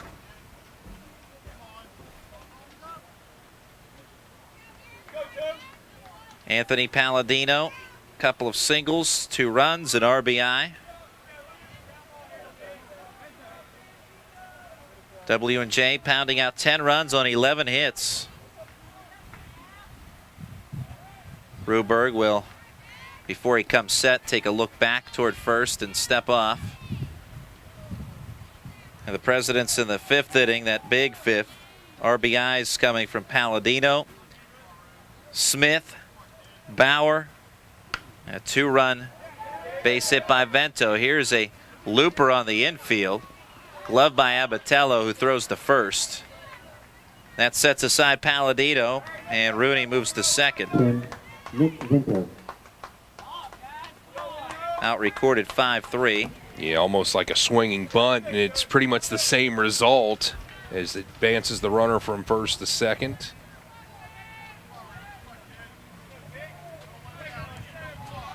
Nick Vento, 2 RBI single in the 5th. 1 for 2 overall, has a walk to his credit as well. Runner in scoring position, Gannon Rooney. 1 out in the 6th inning, 10-4 W&J, and Vento lays into 1 to center field. Catch made, though, in deep center by Casey Metzger. Tagging from second and advancing to third is Rooney. 2 outs in the inning. Rooney 90 feet away.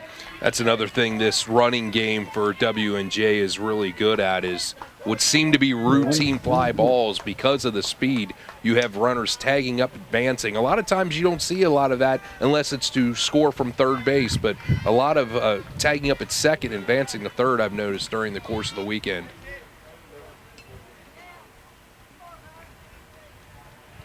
Kyle Smith, 2 hits today. 2 for 3 in this game. Takes a pitch fastball on the outer part of the plate for a strike. RBI single in the 4th. RBI double in the 5th. 2 runs scored for Smith. Has Rooney at third, 2 outs. Top of the 6th inning, 10-4 Presidents. Ken Ruberg with the 0-1. Cued foul toward the Thomas More dugout. 0-2 the count.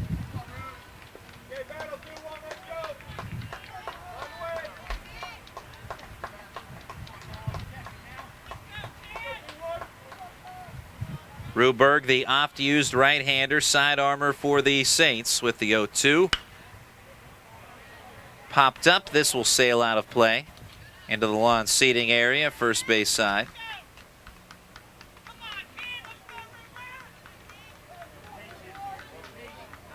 Ruberg out of LaSalle High School in Cincinnati, Ohio. 6'3", 185-pound sophomore.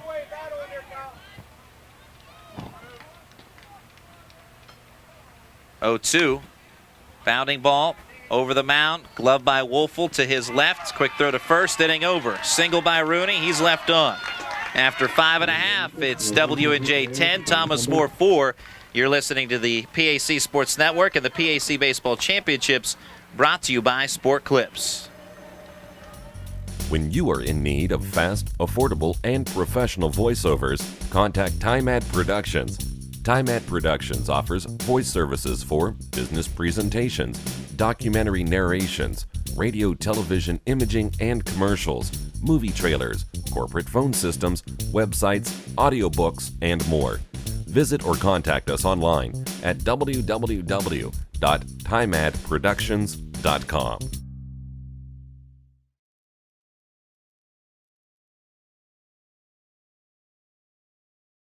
It begins here on a beautiful campus in southwestern Pennsylvania.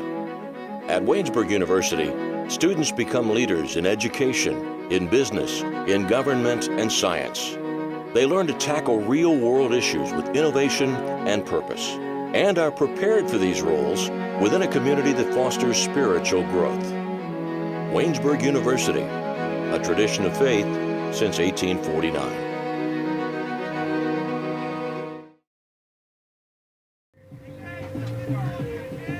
Bottom of the sixth, it's 10-4 W&J over Thomas More.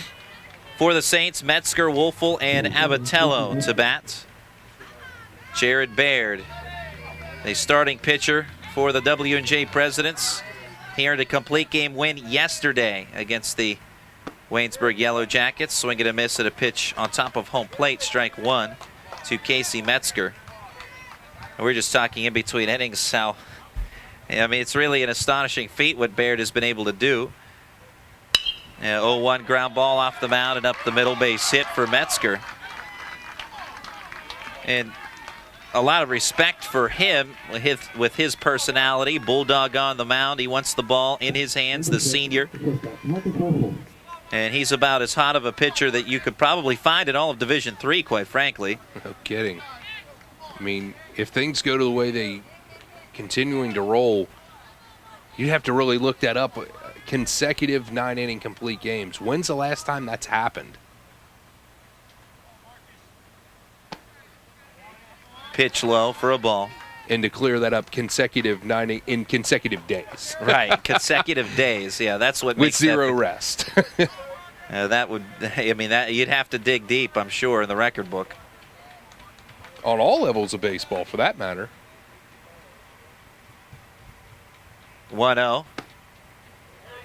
Strike dealt to Wolfel. He's 2 for 2 in this game with a couple of singles. When you think back of the old days of baseball, I mean, throwing this amount of innings, not necessarily unheard of back then.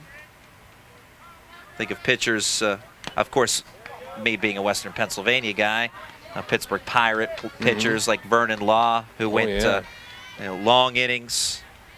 Harvey Haddix had a 14-inning no-hitter that he lost. Yeah, I think something around like 17 innings or 18 innings, maybe Vernon Law had pitched in a game, extra innings. So it's I mean, the equivalent of 2 games. 1-2 tapper foul here by Wolfel. Runner on at first, nobody out, 10-4 W&J in the bottom of the 6th. There was a legendary game that's talked about between the Braves and the Giants where Warren Spahn went up against Juan Marichal, and it was like a 16-inning game, and both of them went the distance in like a 2-1 loss for whoever it was. I mean, just, yeah, those days we thought were gone forever until now. Fastball called, strike 3 on Marcus Wolfel. 1 out for Baird and the Presidents in the 6th. 3rd strikeout of the game for Baird, and 1 on, 1 out for Bailey Abatello. Yeah, we thought those days were gone, but the throwback, Jared Baird. Liner, high hop, snared by Ruffing. Throw to Palladino, out at second on to first, inning-ending double play. 6-4-3. Plays like that will help prolong his longevity, that's for sure. That is indeed the case. 6-4-3 DP. 1 hit, nobody left on after 6. W&J 10, Thomas More 4. You're listening to the PAC Sports Network and the PAC Baseball Championships, brought to you by Sport Clips. We're here at Sport Clips, the new just for guys haircutting place, to see what the buzz is about. How was it? Nice cut, nice price, professional stylist. Doesn't get any better than this. There's sports on TV at every chair. I got an awesome haircut, steam towel treatment, neck and shoulder massage. I went all the way! What are you waiting for? Sport Clips is now in your neighborhood. At Sport Clips, guys win. With 2 locations in Washington County, at the McMurray Shops in Peters Township and at Trinity Point in Washington. My name is Rick Dorman, and I work in higher education. Parents ask me which colleges they should consider for their children. I know they're looking for an advantage. Like merit scholarships, which could total $80,000, opportunity for student involvement, or even dedicated personal faculty. And as president of Westminster College, I can assure them that their child will gain that here. So if you want an advantage, consider Westminster.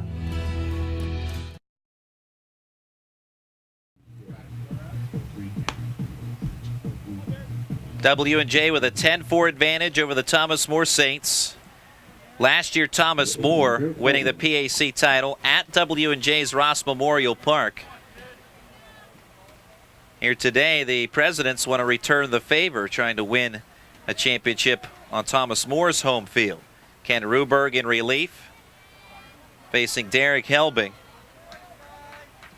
Starting off the 7th, Helbing has reached twice, has an RBI and a run scored to his credit today. He takes a fastball inside ball 1. Talking about throwbacks, we certainly have to speak of Ken Ruberg. Yeah, the days of when relief pitchers, basically he's in the closer role. Nowadays, that's a 3-out proposition, but back in the days especially, I remember Goose Gossage was a guy that, and Raleigh Fingers before him, they didn't think anything of putting a guy like that in the game in the 7th inning to close out the game. Sparky Lyle, another one. There's just so many of them. And now that, the age of specialization where you have a 7-inning guy, an 8-inning guy, and then a closer, Ruberg definitely throwing that back because, it looks like they're just going to go with him from here on out after throwing 3 innings in the first game today. 2-0 miss for a ball, now 3-0. And Ruberg pumps in a strike to Helbing, now 3-1. And of course, with the advent of the designated hitter, it makes it a lot easier to leave a pitcher out because you don't have to worry about wasting an at-bat and a very valuable plate appearance on a pitcher coming to the plate. 3-1 misses for ball 4, leadoff walk for Derek Helbing. Now it's Ryan Shulo, 2-run single in the 4th. He's 1 for 3. But with all that said, Ruberg is doing putting forth a valiant effort, but it almost kind of looks at the, I don't want to go as far as say lack of trust with the rest of the bullpen pitchers, or is it just that much faith in Ruberg that Jeff Etzer has? Roller foul up the first base line. Oh, I'd have to say it's that much faith that he has in Ruberg. He's been outstanding in a short time now with Thomas More. Last year's a freshman doing great work. He was on the mound when the final out was recorded in last year's championship win for Thomas More, and that is a freshman. So that, talk about faith. You have a freshman on the mound in the most important game of the year in extra innings, no less. Sure. A lot of trust shown in Ruberg from the start and again this season. So I think it's more indicative of how good Ruberg is than it is of anything else. What makes you wonder then, why isn't he a starting pitcher if he's going to be able to give you all these innings like this? And who knows, maybe that role will change eventually for him. Who knows? Bunt laid down by Shulo, picked up by Ruberg, thinks about second, throws the first, and the ball is dropped by Lahman, who is covering the first base bag. The throw was a little low, but still catchable. So an error. Sacrifice and error, E4. Has 2 on with nobody out. That's just one of them situations when it rains, it pours. Well, they're going to charge that on the throw. So E1.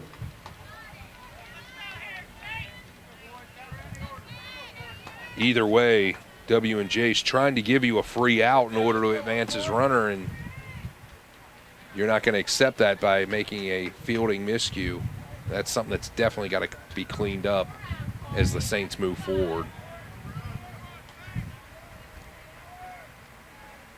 Now it's Corey Bauer, tries the bunt but rolls it foul. So again, it is an E1 officially that has Ryan Shulo on. Now Lahman coming over to cover the first base bag. And Ruberg looked towards second, then decided to throw to first. His throw a little low, and that's where the error comes. So went off the glove of Lahman. I thought catchable, but regardless, doesn't matter how it goes down. It's an E1, and the Presidents with 2 on. Nobody out. Bauer takes a fastball up and away for a ball. Of course, Thomas More for the second day in a row playing in a doubleheader situation. And they've done it with the same 8 position players in actually every game of this tournament. In fact, I don't think they've used a pinch runner or a pinch hitter, have they? I mean, I was not here for the third game yesterday. Well, earlier today, are you speaking of the Saints? Yes. Oh, I'm sorry. No, I don't believe so. So I wonder if fatigue is finally set in after a long weekend here that started on Thursday, obviously.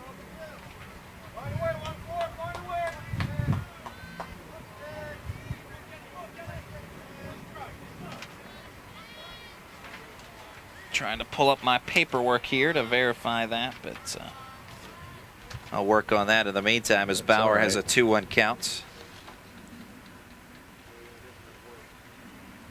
Ruberg's 2-1. Bunt put down third base side. And now Abatella will throw back into third, and they get the lead runner. A quick play there and a quick decision. Abatella to Wolfel to retire the lead runner. 5-6 on the out at third. Yeah, the first baseman had charged in, and he could have virtually shook hands with the batter, so the play was going to go to third base on the bunt regardless by the Thomas More defense, and they were able to pull off the out there on a seed thrown by Abatella to the shortstop covering. So fielder's choice, 5-6 on the out of Helbing. To second is Shulo, and now on at first is Bauer.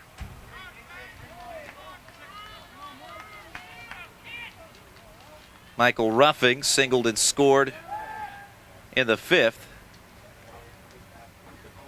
One out here in the 7th inning, 10-4 W&J.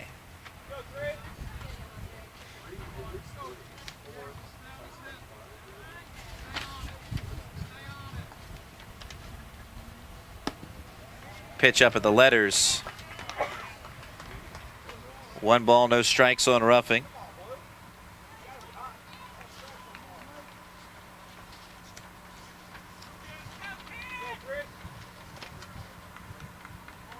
And no pinch hitters for Thomas More. No defensive changes or anything like that throughout the tournament. 1-0, a strike to Ruffing.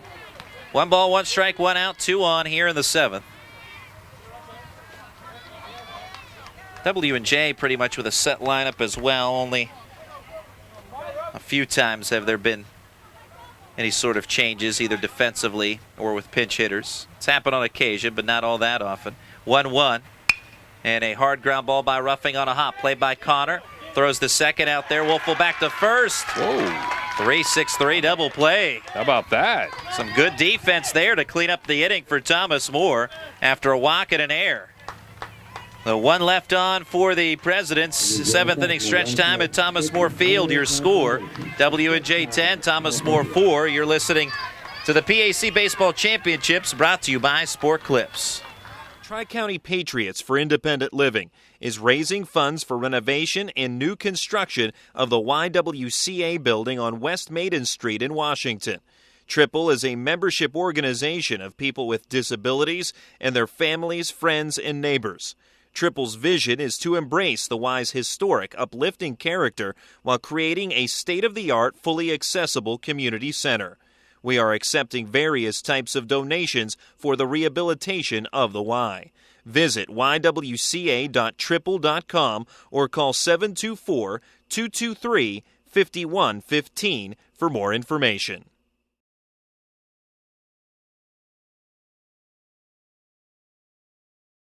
Comprised of 10 private institutions and 2 affiliate members, the President's Athletic Conference remains unique in this era of high-pressure college athletics. As a charter member of NCAA Division III, PAC student athletes excel in 21 varsity sports as well as the classroom. Academic and athletic excellence since 1955, the President's Athletic Conference. Want to learn more? Visit us at www.pacathletics.org or follow us on social media.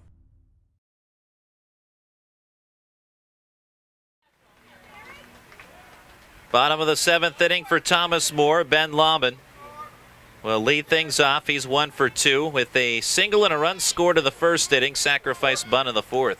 Thomas More held a 3-0 lead in the 1st inning of this game. At W&J, a 4-run 4th and a 6-run 5th. Jared Baird, You know he's still on the mound. He brings a fastball for a strike to Ben Lahman. Probably not a question at this point. I think we're going to see Ruberg and Baird more than likely finish things out here today. 0-1. Liner into the lawn seats. Tell you what, the young ladies that brought out the Thomas More flag were adjusting that flag, trying to be able to raise that up high, and that ball almost smoked one or both of those young ladies. Unfortunately. And they're going to go walk away and go to higher ground. Unfortunately missed them, as here's a roller to third. Smith's throw off the mark, but able to get his foot on the bag in time before Lahman arrives is Nick Morton. Out recorded 5-3, 1 out in the bottom of the 7th.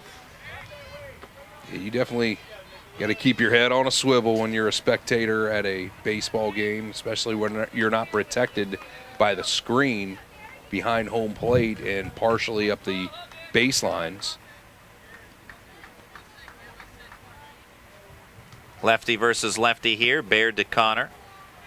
Inside pitch, ball 1. Connor 1 for 3 with a single and a run scored in the first. 10-4 W&J in the bottom of the 7th. 1-0. Breaking ball, a strike.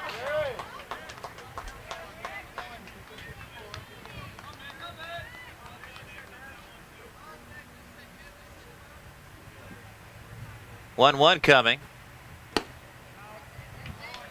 Fastball just missed.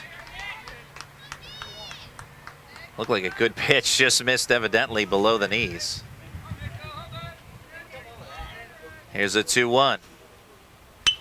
And a fly ball hit to deep right center field. Vento on the run. He can't get there. It bounces up against the fence. Vento struggling now as he juggles it. Still can't pick it up. Headed to third is Connor. And that ought to be a double in an air. And it is. A double in air that allows Connor to third. Yeah, Rooney just had all kinds of problems trying to pick that ball up. At least 3 times he fumbled it before he was able to gain possession of it and make the throw back into the infield. Definitely a double all the way, but reaching the extra base on the miscue.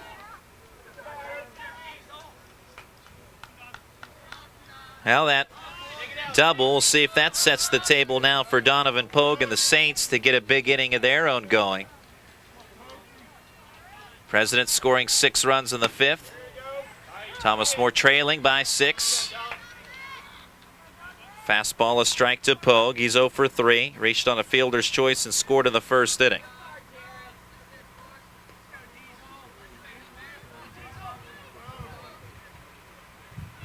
Oh, 1 popped up and sails out of play. 0-2 on Pogue. Pogue, the hero in game 1 today with a 3-run homer in the 8th inning that broke a 4-4 tie. Well, we were just talking a little bit ago, a couple of innings ago, about how there's no such thing as a 6-run homer. So just try to chip away here, even though you've got your big power hitter at the plate. You don't need a home run. A base hit would be just fine to score at least 1 and try to string some hits together. Keep this inning, keep the carousel moving, if you will. Pitch in the dirt for a ball. Definitely. I mean, and this is a good offense. Just sometimes you go up there trying to do too much, and that's the trap that Thomas More cannot find themselves into here with this big deficit. 1-2, popped up, back of home plate, but out of play. So they definitely have plenty of hitters on this team to generate offense and not have to rely on 1 or 2 guys.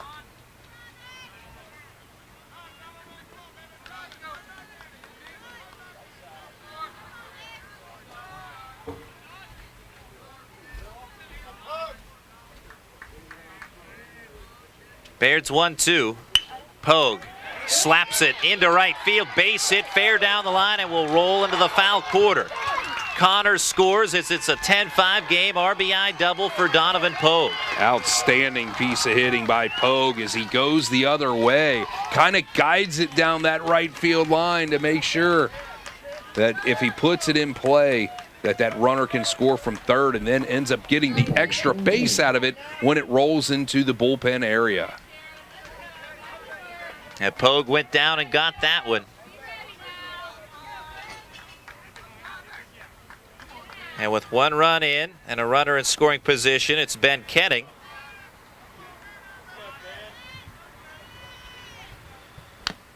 Kenning, foul ball, and then tapped it on the backswing. Strike one.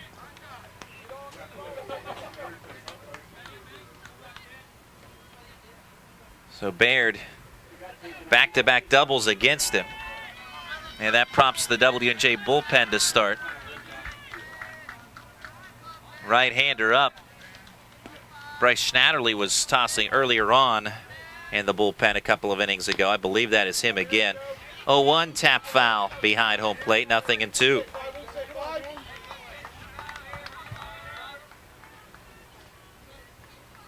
For Thomas Moore's offense on the weekend, Nick Connor with 11 hits, Donathan Pogue with 8, and now Kenning is up there right now, and he's holding at 10. 0-2 pitch, low. In fact, this is the first game that Kenning has not recorded a hit in as of yet during the course of the tournament. Well, if you're the Saints, you'd love one right now. Do or die here in the PAC title game. The if necessary game forced by Thomas More earlier today. 1-2 swing and a miss as Kenning chases a pitch outside. Big second out. 4 strikeouts for Baird. Yeah, Kenning, we were talking about earlier, maybe trying to do a little bit too much there as he chased a bad pitch. And now it's going to be Popham to come up with 2 outs, and the runner's still at second. Popham a pair of hits today, 2 for 3, a 2-run double in the first inning. As Pogue at second base in this bottom of the 7th, Saints trailing 10-5. Strike from Baird.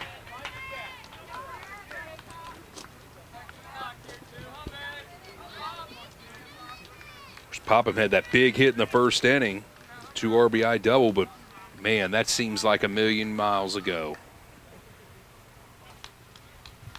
Popham steps out.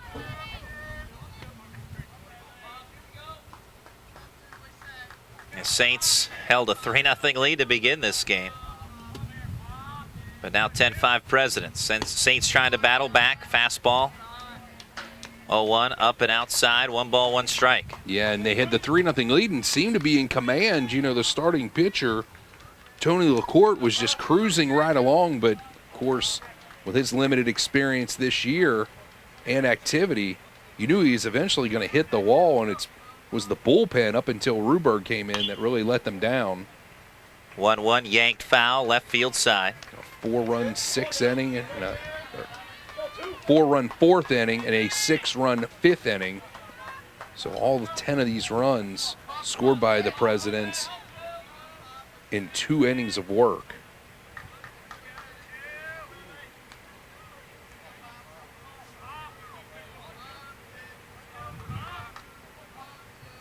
Jared Baird with the 1-2 in the dirt, stopped by Helbing. Pogue will not advance. No reason to in this situation, down by 5. And that ball stopped up the third base line by Helbing. Tell you what, talk about nominations for dirtiest player of the game. The catcher, Helbing. Those pants are saturated from waist to ankle on both front and back. It's almost as if he was just rolling around on the ground. 2-2. Fastball just misses outside. Boy, Baird and the right side of the infield thought it was strike 3. Well, usually an umpire doesn't appreciate that, especially when a hitter does it. When a hitter does it, you know you better swing at anything close. Better be a perfect location for Baird to get the ring up here. 3-2. And it is a call, strike 3 to end the inning on the inside edge. The strikeout completed 2-3 on the drop third strike, but Helbing completes it again 2-3 over to Morton. And back-to-back strikeouts for Jared Baird. 1 run in on 2 hits and 1 left on for the Saints. Score after 7. It's W&J 10, Thomas More 5. You're listening to the PAC Baseball Championships, brought to you by Sport Clips.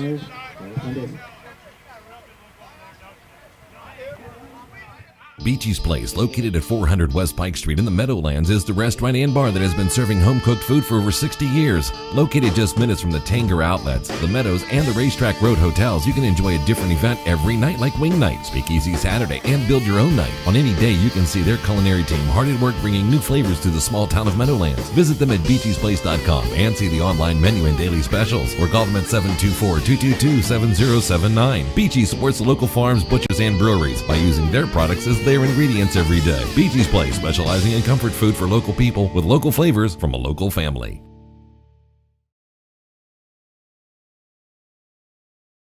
When you're seriously in debt, you know that feeling. It returns every time the phone rings.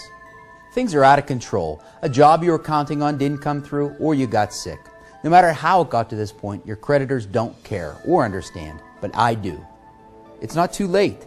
I can help. If you're embarrassed, overwhelmed, or frustrated, don't be. I'm not here to judge. I'm here to help, and you do need help. Please call me.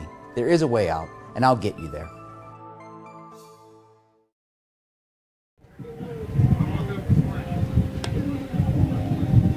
Back on the PAC Sports Network from Thomas More Field, it's 10-5 W&J leading the Thomas More Saints, the reigning PAC champions.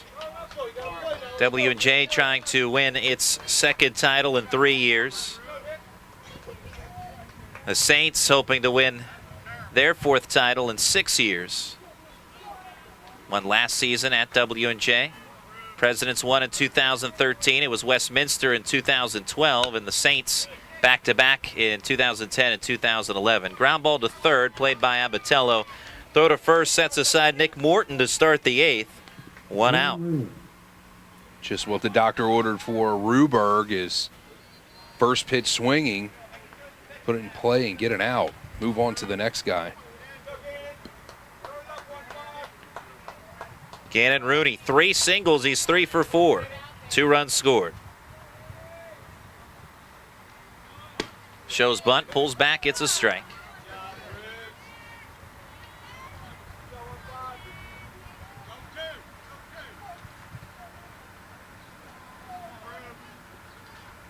Ruberg's 0-1.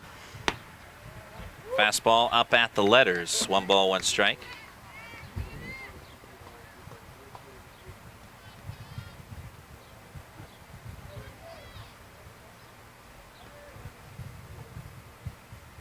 Five-run lead for W&J. Next pitch from Ruberg is low.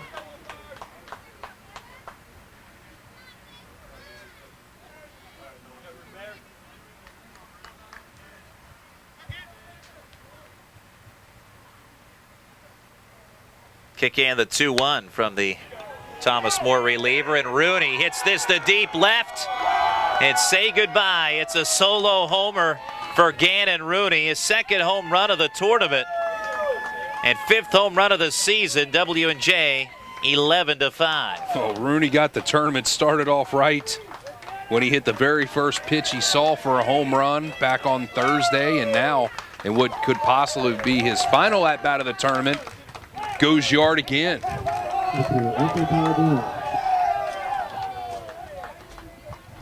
11-5 W&J.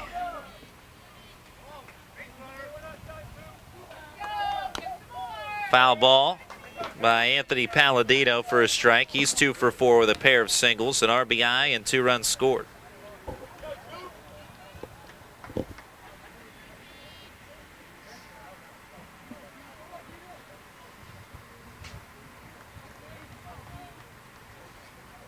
Ruberg nods, kicks and delivers. Bunt put down. Played by Ruberg off the mound. Barehand pickup throw to first is in time to retire Palladino. 2 outs now in the 8th. Number 10, Nick Vento. Now it's Nick Vento.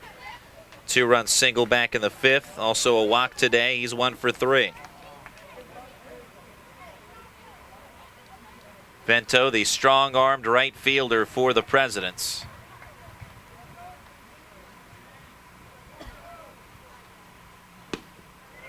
Takes a look at a breaking ball that dips low, ball 1. Well, it's been a fun tournament so far, and it concludes here in this game as Always great to chat with the two head coaches involved in this game. A strike put into Vento, now 1-1. Ruberg working to him. Jeff Mountain and Jeff Hetzer for the Presidents and Saints respectively, but also Mike Humiston, chatting with him, along with Joe Shalley on the opening day of the tournament pregame, 1-1, offering in on the fists of Vento as he fouls it back to the screen. And Ruberg's jersey coming untucked, and asked to retuck that jersey from the umpiring crew, and he'll take care of that. But it's always a fun opportunity to be able to meet different individuals. And of the 4 that were in the tournament this year, the 4 teams and 4 coaches had previously met them, and it's always a great time catching back up with them. And Jeff Hetzer always jokes that he always enjoys seeing me because he knows that means his team has reached the PAC Baseball Championships. Here's a ground ball fair up the third base line by Vento, and he is hustling around first, headed towards second. He'll get there standing up without a challenge. It is a 2-out double for Nick Vento. Of course, that's the pitfall of Thomas More being located where it is here in the greater Cincinnati area, and the rest of the league being in western Pennsylvania. You don't have the opportunity to see them as often as maybe you would like, and definitely as much as he would like. But I tell you what, they've done a good job hosting this tournament. Always a first-class athletic department here with not just baseball, with all their sports. So hats off to them, as they've done a really good job establishing themselves as a powerful Division III university here in what is, a big league market. Pitch a ball to Kyle Smith, who's 2 for 4. Smith takes a fastball low, 2-0. A great addition to the President's Athletic Conference when Thomas More entered the league, and they have been outstanding in a number of different sports. Of course, women's basketball you look at this year, winning a national title. 2-0 pitch. Offering is a strike on the inside edge, and taking off for third is Vento, stolen base. And the Presidents want to put the final nail in the coffin here if they can. Up by 6, 11-5. And we saw Jeff Hands running through the press box here earlier on. Jeff Hands, the head women's basketball coach at Thomas More. He was an assistant coach at Northern Kentucky University before that. And, yeah, an outstanding coach.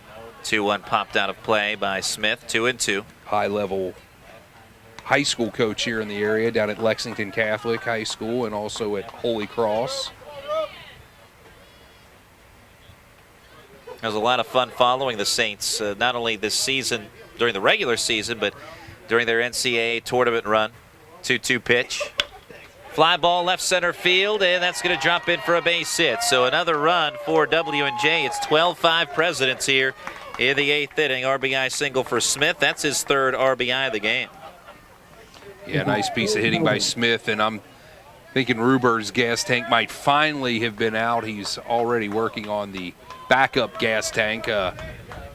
Running on fumes, maybe. Fumes of the backup gas tank, definitely, because they're really hitting him pretty hard here in the 8th inning, but still no activity in the Thomas More bullpen. Derek Helbing has reached 3 times, no hits though. Runner takes off, throw into second, and safe is the call. Stolen base for Kyle Smith.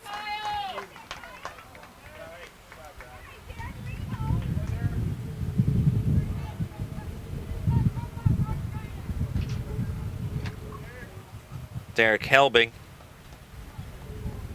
See if he can add on another run for W&J. That's his goal. 12-5 Presidents. 2 insurance runs here in the 8th. Saints still have 2 more at-bats yet. And that's why Coach Jeff Mountain of the Presidents, again, trying to put the final nail in the coffin, so to speak. This add-on, you never know how much will be enough.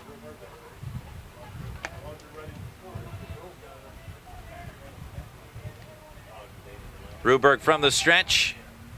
Stares back at the runner at second. Dancing behind the runner, shortstop Marcus Wolfel as Ruberg steps off.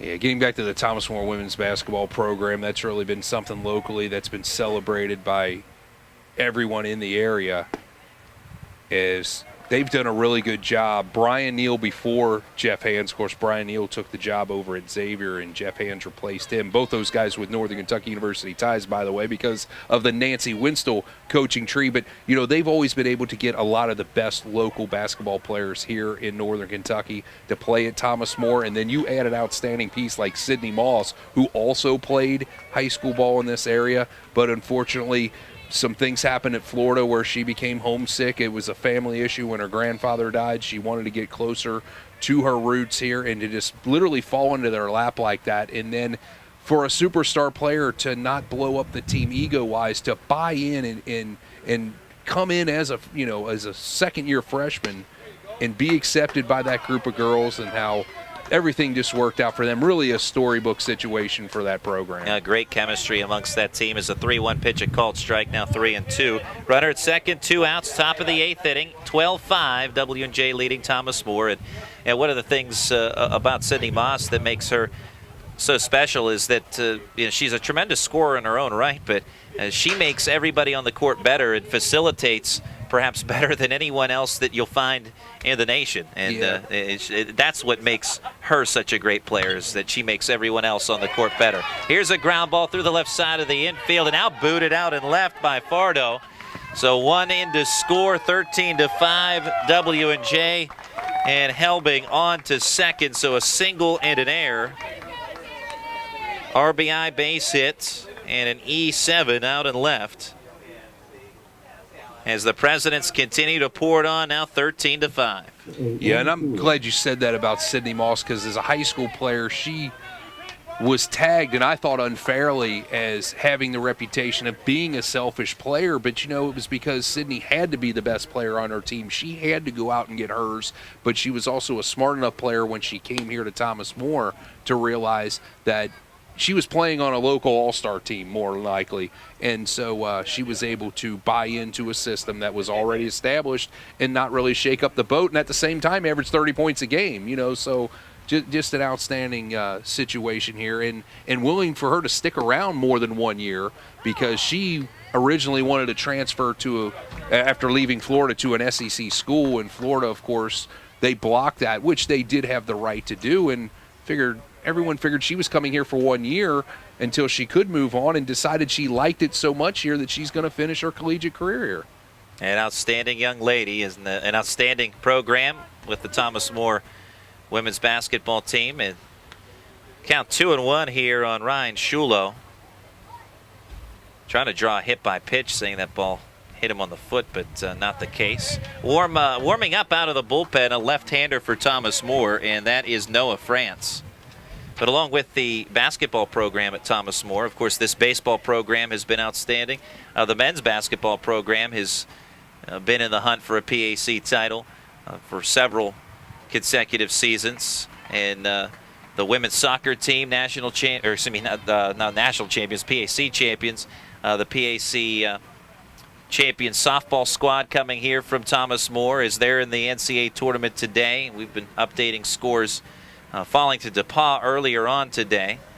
But Thomas More, a wonderful athletic program, as you noted, Brady. 3-1, and a fly ball hit to deep left. And this ball is back, and this one is gone. A 2-run homer for Ryan Shulo, and it's 15-5 W&J. And the old saying, the hits just keep on coming. You can hear the W&J dugout as more than anything else, rather than celebrating the home run, they are celebrating the fact that they are coming closer to a PAC title. And looks like mercifully Ruberg's day is going to be over with. Definitely a valiant performance, but sometimes you just push your luck too far, and that's kind of what happened here today for him and Thomas More. Runs out of gas, does Ruberg, and most certainly in this particular 8th inning, because how he has shut down opponents in this tournament. He gives up in this 8th inning alone a home run, a double, single, home run.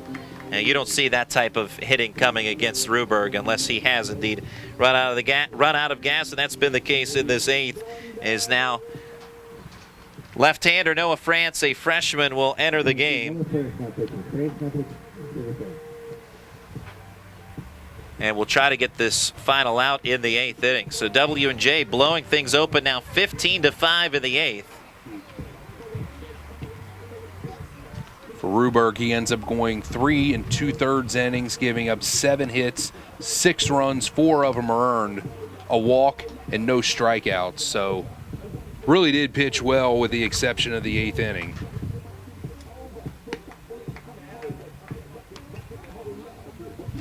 Totals on France this year.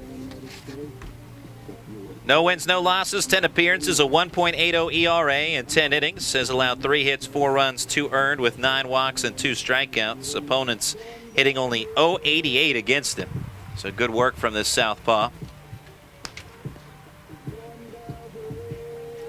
And again, he will try to put to an end this top of the 8th inning.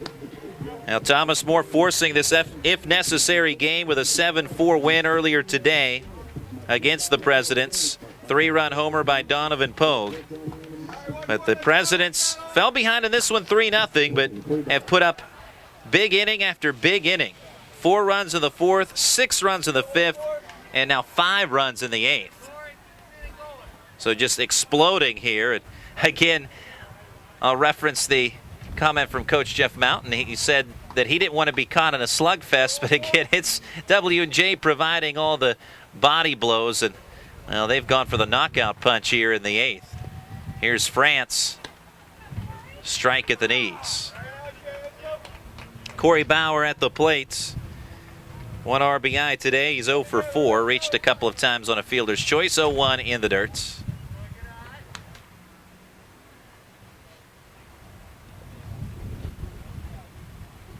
(15-5) Presidents. 1-1. Fly ball. Hit to right, and to his left, Ben Kenning drifts over to make the catch, hitting over. W&J, 5 runs on 5 hits, a solo homer by Gannon Rooney, a 2-run homer by Ryan Shulo. And after 7.5, it's W&J 15, Thomas More 5. You're listening to the PAC Baseball Championships, brought to you by Sport Clips. When you are in need of fast, affordable, and professional voiceovers, contact TimeAd Productions. TimeAd Productions offers voice services for business presentations, documentary narrations, radio, television, imaging, and commercials, movie trailers, corporate phone systems, websites, audiobooks, and more. Visit or contact us online at www.timeadproductions.com.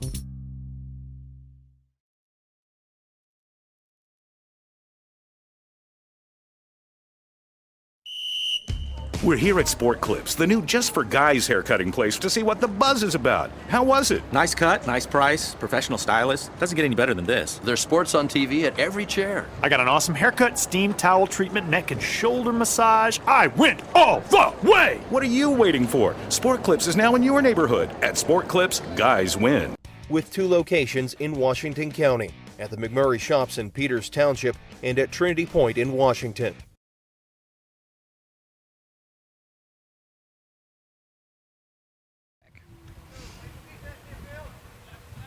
We return to Thomas More Field. It's 15-5 W&J. Jared Baird remains on the hill for the Presidents, and he gets a foul ball out of play off the bats of Zach Fardo to start the bottom of the 8th. Big innings galore for W&J in this one. For the 6 runs in the 5th. Oh, here's a ball that comes right back to Baird. He kicks it with the heel. It will be an infield single for Zach Fardo. But just to finish the thought, 6 runs in the 5th for the Presidents, and then 5 runs in the top of this 8th. Now on the bottom of the 8th, an infield single for Zach Fardo brings up Casey Metzger. And now Jeff Mountain is going to check on Jared Baird, and wouldn't that be ironic if this would be what it takes to get him out of there? And I don't think Mountain asked for the ball. I think he reached into the glove and took it away from him. He said, "That's all right, young man. Great job. Your day is done." And it could have been a situation also where he just wanted to send him out there for one at bat and get the adulation of his crowd here. So that was a really good move there by Coach Jeff Mountain in a way to kind of honor Baird's really heroic performance. I can't say it any other way. Goes 7+ today, and Bryce Schnatterly will enter for the Presidents.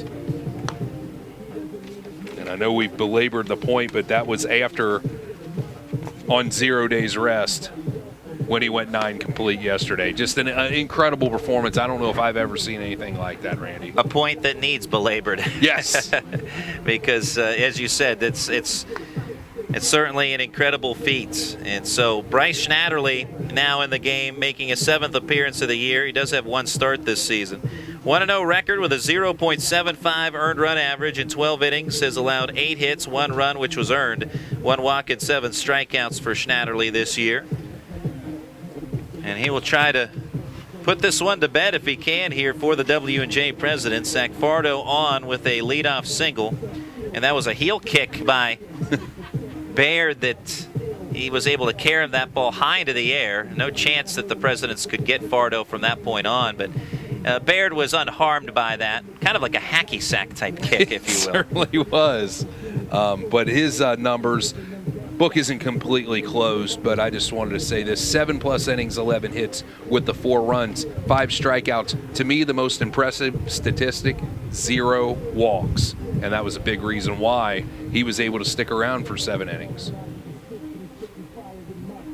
And I tell you what, after that first inning when he gave up 3 runs, I thought he'd be out of there within 3 innings. And here we are in the top of the 8th before he finally goes down. Again, Jarrett Baird, again, if this tournament had a most valuable player, which it does not, he would get my vote for sure. Yeah, we talked about Kenning from Thomas More, but with W&J in the lead now, up by 10 here in the late innings, and largely because of the work of Baird, at least in holding the Saints down. Also consider that 4 of the runs are unearned against Baird. Very good point. That's he would have to get the vote as tournament MVP if there was one. There is not. We're just, doing what media members do. We hand out our own awards. Absolutely. 1-0 pitch a ball, 2-0 to Casey Metzger. He's 1 for 3.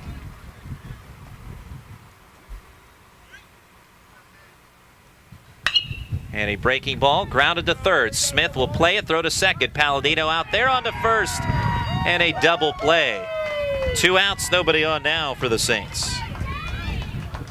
How about that? A 5-4-3 there. And, that's just kind of indicative of the day Thomas More has had after the first inning. You get yourself a leadoff base hit where you get a break, as you said, where it's hit off the pitcher's foot, and then you still ground into a double play, and it erases everything there. So just a tough afternoon overall after getting that big win in the first game today.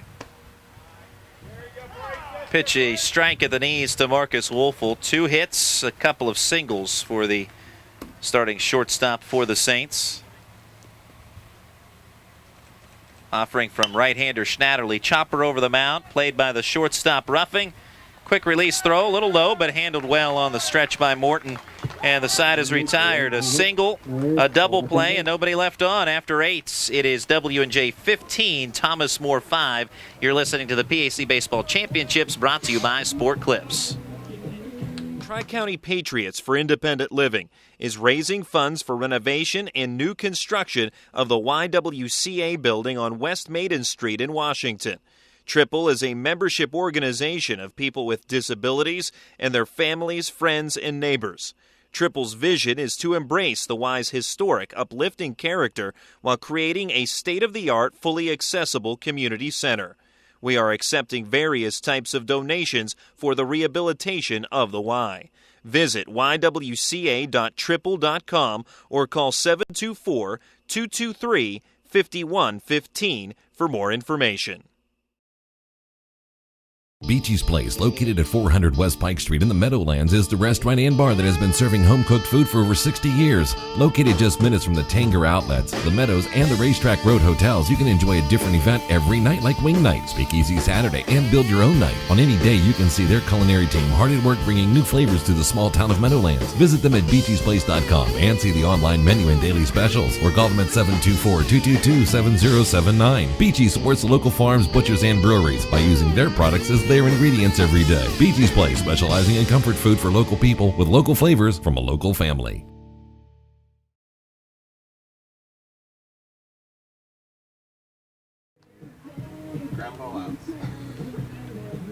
Back at Thomas More, 15-5, the Presidents over the Thomas More Saints. A left-hander checking in for the top of the ninth inning for the Thomas More Saints. And that is Chris Auer making his 8th appearance of the year. No wins or losses, an 8.44 earned run average in 5 1/3 innings. Has allowed 7 hits, 5 runs all earned with 4 walks and 4 strikeouts. And he'll face 8, 9, and 1 in the order for the Presidents.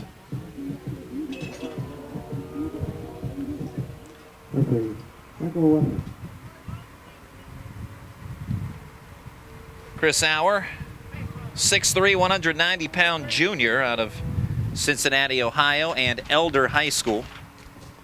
Another Elder guy.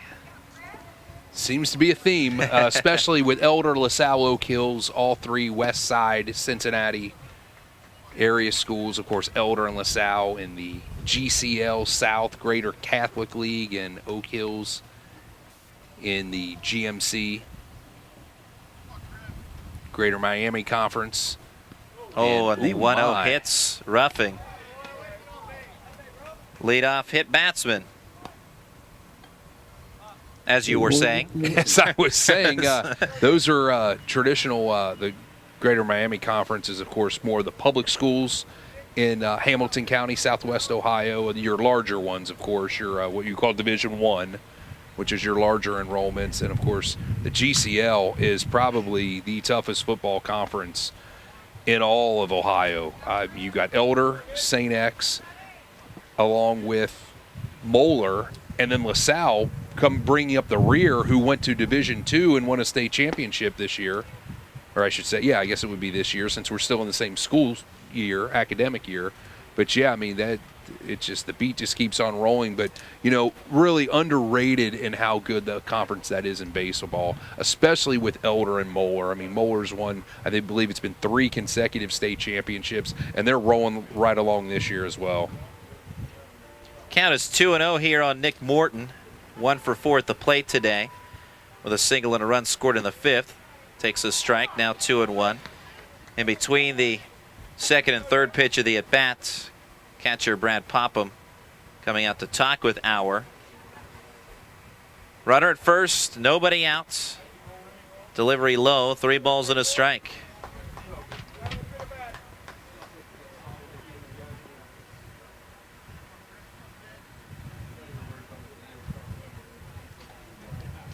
(3-1). Chopper over the mound, backing up on it and trying to take a stab at it as Lauman, but it's off his glove and into center field. 2 runners on now for W&J. Tell you what, the hits just keep on rolling for the Presidents. We were worried about their offense in the early going, but I tell you what, even with the 15-5 lead, they're still racking up the base hits.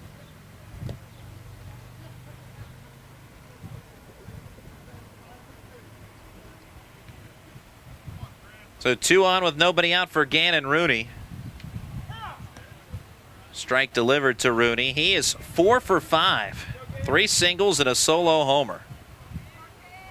As you would expect in a 15-run performance, there are plenty of runs, RBIs, and hits to go around in the W&J lineup.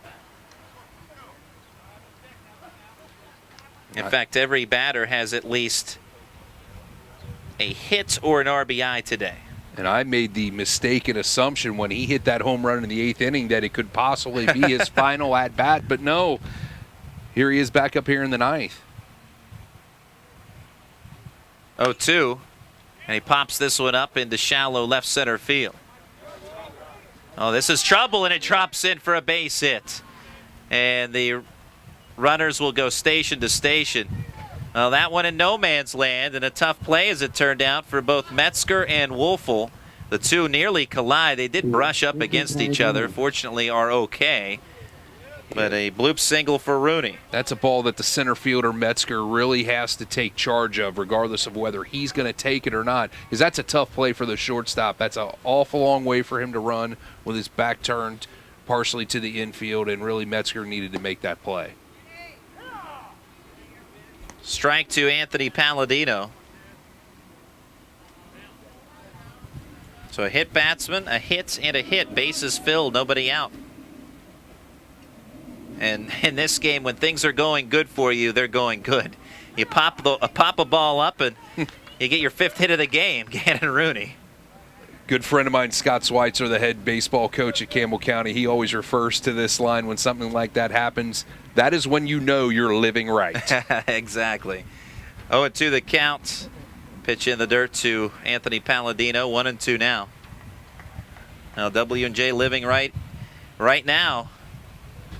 Despite falling in game 1, 7-4, it's 15-5 Presidents in all W&J. Thomas More did have a 3-0 lead in the first and maintained it until the 4th inning. W&J with a 4 spot in that frame. Breaking ball misses away. The Saints did tie to the bottom of the 4th with a run, but W&J exploded for 6 runs in the 5th and 5 runs in the 8th. Auer gets a foul ball straight back to the screen. 2-2, count remains on Palladino.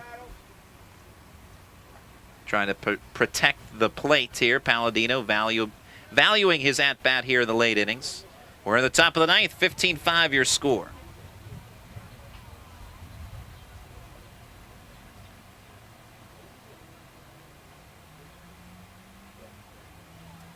Another 2-2, stopped on a hop in front of home plates. And a 3-2 count. Popham has just been outstanding this whole tournament. Right now the Saints on the trailing end of a 10-run deficit. But doesn't take away from some of the efforts of players like Popham, Kenning, Connor. Here's the 3-2.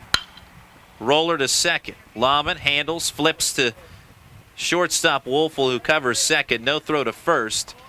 In to score from third is Ruffing, and the W&J lead swells to 16-5. RBI fielder's choice for Anthony Palladino as he is on board. Gannon Rooney erased off the base paths, and also moving to third is Morton. Once again, activity now in the Thomas More bullpen. It looks like that's a freshman right-hander. Again, out of Elder, Austin Cook.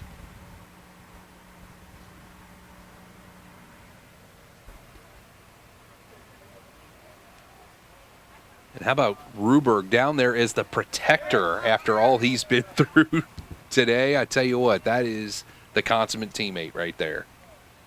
Pitch gets through Popham, but nobody moving for W&J. Runners at the corners. Of course, we've mentioned Elder High School with a lot of these guys. Jeff Hetzer, a graduate, a proud alum, and played there. Of course, longtime head coach Mark Thompson has built that program and had a lot of great players roll through here at Thomas More via Elder. 2-0 outside, 3 balls and no strikes. Of course, another one of those folks would be Todd Azalon, who is the predecessor to Jeff Hetzer here at Thomas More, who is now the head baseball coach at Northern Kentucky University. 3-0, high, ball 4. Bases are loaded again. But those guys are both products of Elder High School. They both played at Northern Kentucky under Bill Akers. And now, of course, they've both had their roots here to get into the coaching game, head coaching-wise, here at Thomas More. And here comes Jeff Hetzer out of the Thomas More dugout. And he will go to the home plate umpire first. Looks like we're going to have some sort of double switch. So a double switch is on the docket here, as Ben Lahman will come in to pitch, it looks like, or no. Well, Lahman comes over toward the pitcher's mound, but that's not going to be the case. He will give he was waiting the new pitcher to come in. He was just ready to give him some words of encouragement. So Lauman checks out. Just interesting how he went to when it's just a pitcher-only change. He did point. The umpire just pointed at second place. Yeah, we do have a new second baseman because Lauman leaves the game. Okay, that makes sense now. Tyler Jones will go ahead and play And it's Tyler Jones, a senior from Rising Sun, Indiana. So he's going to get a chance to get in the book here.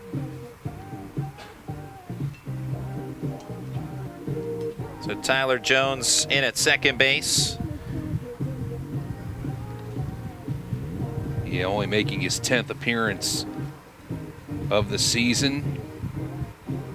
19 at-bats, so actually 6 for 19, a .316 batting average, so maybe we'll get to see him at the plate. Yeah, he will be batting. Lauman, yep, he'll be batting in the second spot of the batting order. Vacating, so that's a good opportunity for him to get a moment to shine here. And while the pitching change is going on, Randy, I wanted to ask you this, because you're more in tune with this than anything. Barring a complete, change of momentum here, W&J is going to move on to get the automatic bid into the Division III NCAA tournament.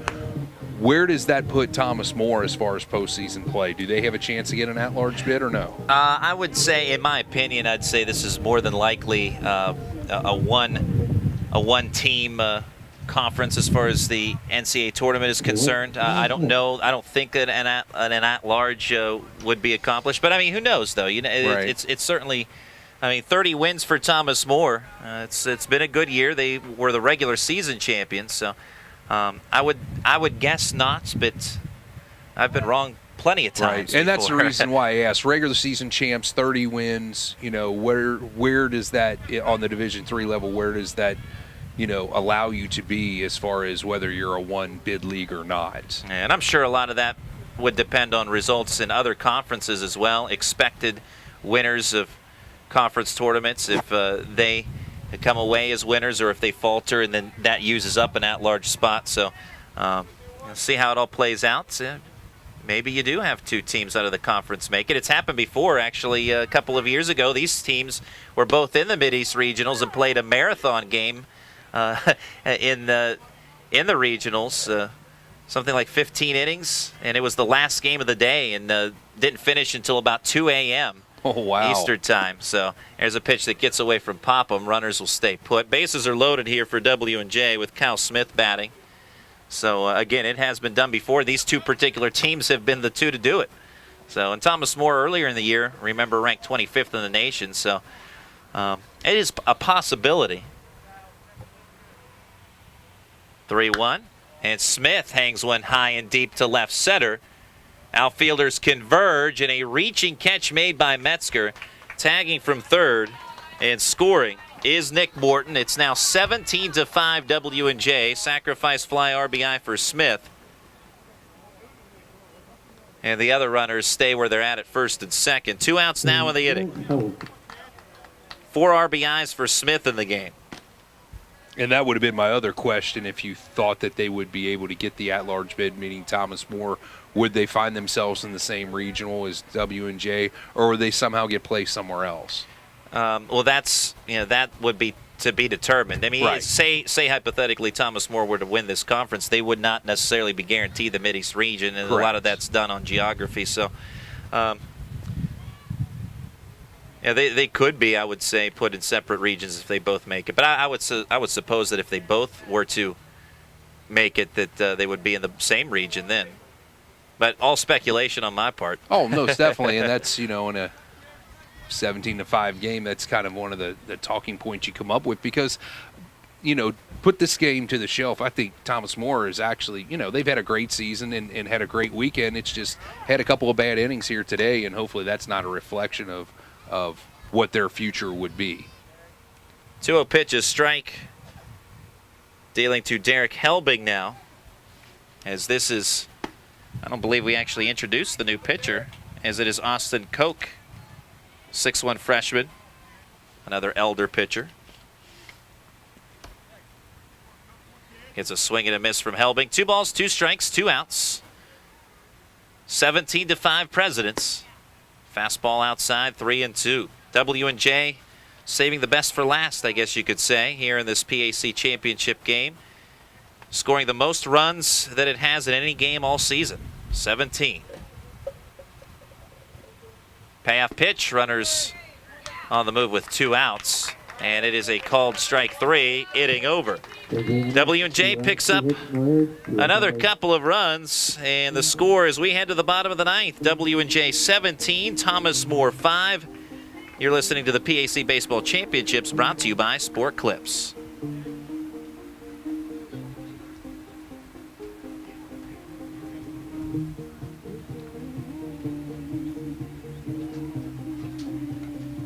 Tri-County Patriots for Independent Living is raising funds for renovation and new construction of the YWCA building on West Maiden Street in Washington. Triple is a membership organization of people with disabilities and their families, friends, and neighbors. Triple's vision is to embrace the Y's historic, uplifting character while creating a state-of-the-art, fully accessible community center. We are accepting various types of donations for the rehabilitation of the Y. Visit ywca.triple.com or call 724-223-5115 for more information. Beachy's Place, located at 400 West Pike Street in the Meadowlands, is the restaurant and bar that has been serving home-cooked food for over 60 years. Located just minutes from the Tanger Outlets, the Meadows, and the Racetrack Road hotels, you can enjoy a different event every night like Wing Night, Speakeasy Saturday, and Build Your Own Night. On any day, you can see their culinary team hard at work bringing new flavors to the small town of Meadowlands. Visit them at beachysplace.com and see the online menu and daily specials, or call them at 724-222-7079. Beachy supports the local farms, butchers, and breweries by using their products as their ingredients every day. Beachy's Place, specializing in comfort food for local people with local flavors from a local family.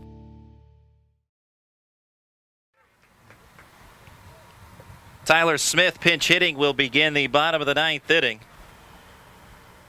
As it's 17-5 W&J. Bryce Schnatterly induces a ground ball to short. Roughing gloves, throws, and gets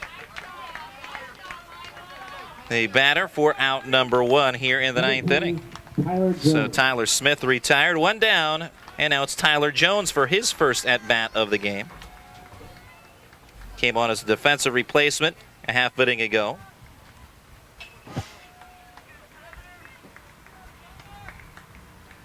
For Smith, that was just his 3rd at-bat of the season. Ball 1 to Jones. And Jones in limited at-bats actually hitting over 300. 1-0, foul tip, glances off the glove of Helbing and then behind him. Of course, Jones, a senior, he's 6 for 19 at the plate this year in 9 games, in his 29th career at-bat. Ground ball again to Roughing, takes a high hop, snow cones it, throw to first quickly in time. Roughing with a fine defensive play. 2 outs to the bottom of the 9th. And the W&J bench ready to pour onto the field. 17-5 W&J. Bottom of the 9th inning, Nick Connor to bat. He is 2 for 4. A single, a double, 2 runs scored. The Saints had a 3-0 lead of this game, but big innings for the Presidents. And a first pitch swinging line drive into left. Connor says, you're going to have to wait. Base hits. 3rd hit of the game for Connor. And 13th of the tournament, 12th of the tournament. I believe 12th. 12th of the tournament, and now we're going to see a pinch runner as Nick Connor gets the accolades. And well deserved. Yes, indeed. Pinch runner is Ben Schroyer. And Donovan Pogue to bat. Of course, Connor, a senior, playing his final game here at Thomas More Field and hoping for the at-large bid to continue his career. Pitch outside from Schnatterly, ball 1. Bryce Schnatterly, the freshman from Seneca Valley High School, trying to collect the final out here at the bottom of the 9th to finish up this PAC championship. Pogue rolls one foul, third base side. 1 ball, 1 strike. Runner at first is Schroyer, the pinch runner. Last year it was Thomas More who celebrated a title on W&J's home surface at Ross Memorial Park. 1-1 is high, 2 balls and a strike. And right now W&J 1 out away from returning the favor here at Thomas More. Schnatterly's 2-1, fouled off by Pogue, now 2-2.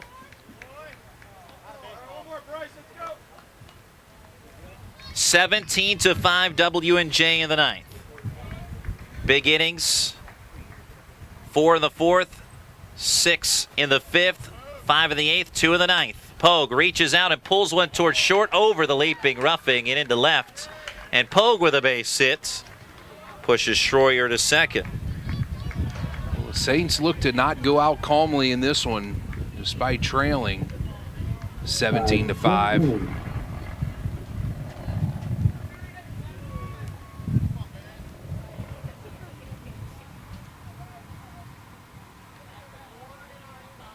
Ben Kenning, RBI sacrifice fly in the first. With 2 on and 2 outs in the ninth. 17-5 W&J. Pitch from Schnatterly. Ball is popped up, coming in our direction, and it's on top of the roof. And we are in the press box as I look at our camera perspective, just making sure that our camera hasn't been knocked off its tripod. And wouldn't that be something to end your day that way, huh? Yeah, that would not be very good. But the foul ball on the roof, and that's it. So 0-1 count here on Ben Kenning. Schroyer at second, Pogue at first. Schnatterly from the stretch, takes a look around, deals a foul tapper around home plate. And that catches Helbing in the undercarriage, so he'll have to walk that off here, and our home plate umpire will give him a moment to regroup. And you talked earlier about the relationship between catcher and umpire. Yes, indeed.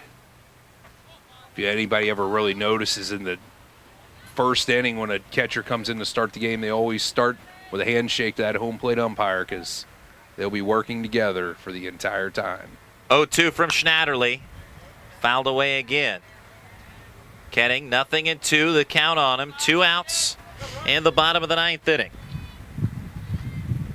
Glad you can be with us throughout the tournament, the PAC Baseball Championships. We've been here for all 7 games, and it's been a blast. A big thank you to Terry Connor and Corey Blackson here on the athletic staff at Thomas More College. 0-2 in the dirt, blocked by Helbing, 1-2. Terry Connor, the athletic director at Thomas More, and Corey Blackson, the sports information director.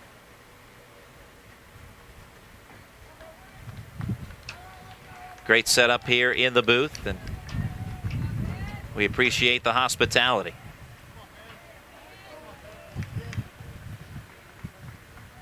Schnatterly comes set. 1-2, wasted to the screen. Now, as you said, not going out without a fight, the Thomas More Saints. Couple of hits here this ninth inning with 2 outs, and now Kenning battling.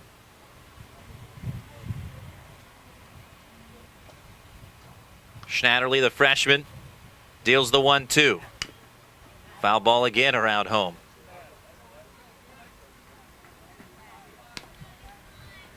Stay tuned to the post game. We'll hand out our Player of the Game award, courtesy of Triple Tri-County Patriots for Independent Living. A lot to choose from in this one. 17 runs on the board. Jared Baird making his 2nd straight start in as many days. Who will it be? 1-2. Weak roller back to Schnatterly. He'll handle. He'll jog it halfway, underhand flip, and that's your ball game. The final out recorded 1-3, and here comes the mob seed. The W&J Presidents, the 2015 PAC champions, winning the conference title for the 2nd time in the last 3 years. The dog pile, if you will, taking place, and I tell you what, almost a league trend for the visiting team to be able to win a championship. here in the conference tournament. But well-played tournament by W&J. Thomas More, take your hat off to them as well. But, you know, the Presidents came in here and after dropping today's first game, come away with 3 victories in 4 games to win the championship. A terrific run by both teams, and in the end, it's the Presidents that get it done after dropping game 1 today to Thomas More 7-4. It's the Presidents 17-5 in game 2 for the conference championship. Well, stay tuned. Again, we have our Player of the Game award to hand out. We'll also give you a recap of this one when we come back. You have been listening to the PAC Baseball Championships, brought to you by Sport Clips. When you're seriously in debt, you know that feeling. It returns every time the phone rings. Things are out of control. A job you were counting on didn't come through, or you got sick. No matter how it got to this point, your creditors don't care or understand, but I do. It's not too late. I can help. If you're embarrassed, overwhelmed, or frustrated, don't be. I'm not here to judge. I'm here to help, and you do need help. Please call me. There is a way out, and I'll get you there.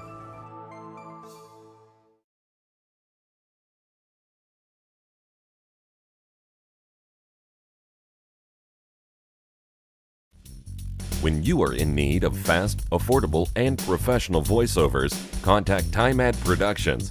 Time Ad Productions offers voice services for business presentations, documentary narrations, radio, television, imaging, and commercials, movie trailers, corporate phone systems, websites, audiobooks, and more. Visit or contact us online at www.timeadproductions.com.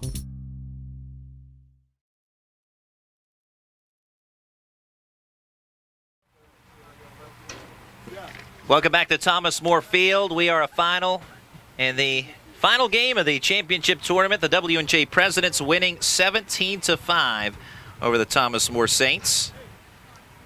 And let's give you a recap of this one, and we'll give you the Reader's Digest version with so many runs having scored today. Thomas More with a 3-run lead in the first. Sacrifice fly RBI by Ben Kenning and a 2-run double by Brad Popham. It was 3-0 Saints. W&J, though, grabbing the lead with a 4-run fourth. RBI single by Kyle Smith. Fielder's choice RBI by Derek Helbing. And Ryan Shulo with a 2-run single to make it 4-3 Presidents. Thomas More answering, though, in the bottom of the fourth to tie the game. RBI single by Bailey Abatello scored Zach Fardo, and it was a 4-4 game. But W&J busted it open with a 6-run fifth inning. RBIs from Palladino, Smith, Bauer, Ruffing, and a 2-run single by Vento, all a part of the frame. W&J with another big inning in the 8th, a 5-run inning. A solo homer by Gannon Rooney. RBI single by Kyle Smith, RBI single by Derek Helbing, and a 2-run homer by Ryan Shulo. And the Presidents tacking on 2 more in the 9th. RBIs by Palladino and Smith. Also for the Saints, 1 additional run scoring in the bottom of the 7th. That was an RBI double from Donovan Pogue that plated Nick Connor. But the Presidents grabbing command of the game in the 5th inning and continuing to roll along, coasting to the win for the PAC Championship in 2015. For the offensive performances today, Gannon Rooney 5 for 6 with an RBI and 3 runs scored. Kyle Smith 3 for 5 with 4 RBIs, as you can hear the Presidents celebrating and likely see it here on our camera atop the press box. Ryan Shulo 2 for 4 with 4 RBIs. And that's your offensive highlights for W&J. On the mound, Jared Baird in his second start in as many days. 7 innings, gives up 11 hits, 5 runs, only 1 earned. No walks, 5 strikeouts, and Bryce Schnatterly pitches the final 2 innings scoreless. And a host of pitchers for Thomas More. Tony LaCourte, 3 innings, 3 runs. Logan Miller, 1 inning, 4 runs allowed. Taylor Smith does not retire a batter in his appearance. 2 runs allowed on 2 hits. Ken Ruberg, 3 2/3, gives up 6 runs, 4 earned. Noah France, 1/3, no runs. Chris Auer, 1/3, 2 runs. And Austin Cook, 2/3, no runs. And that's your pitching totals. And as we have a lot to choose from for our Player of the Game award. But with all the offense today, 17 runs, we're going to go with a pitcher because of the astonishing performance of Jared Baird. How can you deny him? Yeah, lots of nominees, but to me, there's only one choice, and that's Jared Baird, who yesterday threw a 9-inning complete game and then comes back today with 0 days rest and goes 7+. And after that first inning and giving up 3 unearned runs, really shut down Thomas More. And I tell you what a Herculean performance by Jared Baird, and to me it's no-brainer that he would be our player of the game. So congratulations to Baird, and congratulations to the W&J presidents, the 2015 PAC champions. They are now posing for their championship photo, which you can see in the bottom left corner of your screen on your computer monitor or iOS device. Let the celebration begin. W&J will have a very happy trip home. Absolutely. Back to Washington, Pennsylvania. And now W&J, with the automatic bid, will be participating and not only hosting but participating in the NCAA Mid-East Regionals starting on Wednesday morning at Ross Memorial Park, and we'll be there for it on the PAC Sports Network. We are going to be there regardless. The W&J presidents are going to be joining us, as it turns out.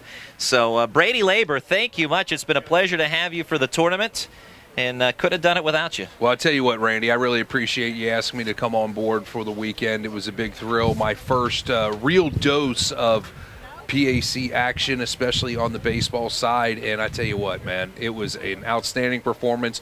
All 4 teams played well, and I was really impressed by all the staff here at Thomas More, as well as the staff with the conference in putting off such an outstanding event. I mean, just kudos to everybody, and definitely hats off to you for all you do for the PAC Sports Network. Well, I appreciate that, Brady. And as you said, thank you to everyone here on staff at Thomas More, Terry Connor, Athletic Director, and Corey Blackson, the Sports Information Director. Also a thank you to John Derko and Kevin Fenstermacher, the Commissioner and Assistant Commissioner of the President's Athletic Conference, and all coaches involved here for being willing to participate in some pregame interviews as well, and in-game interviews additionally.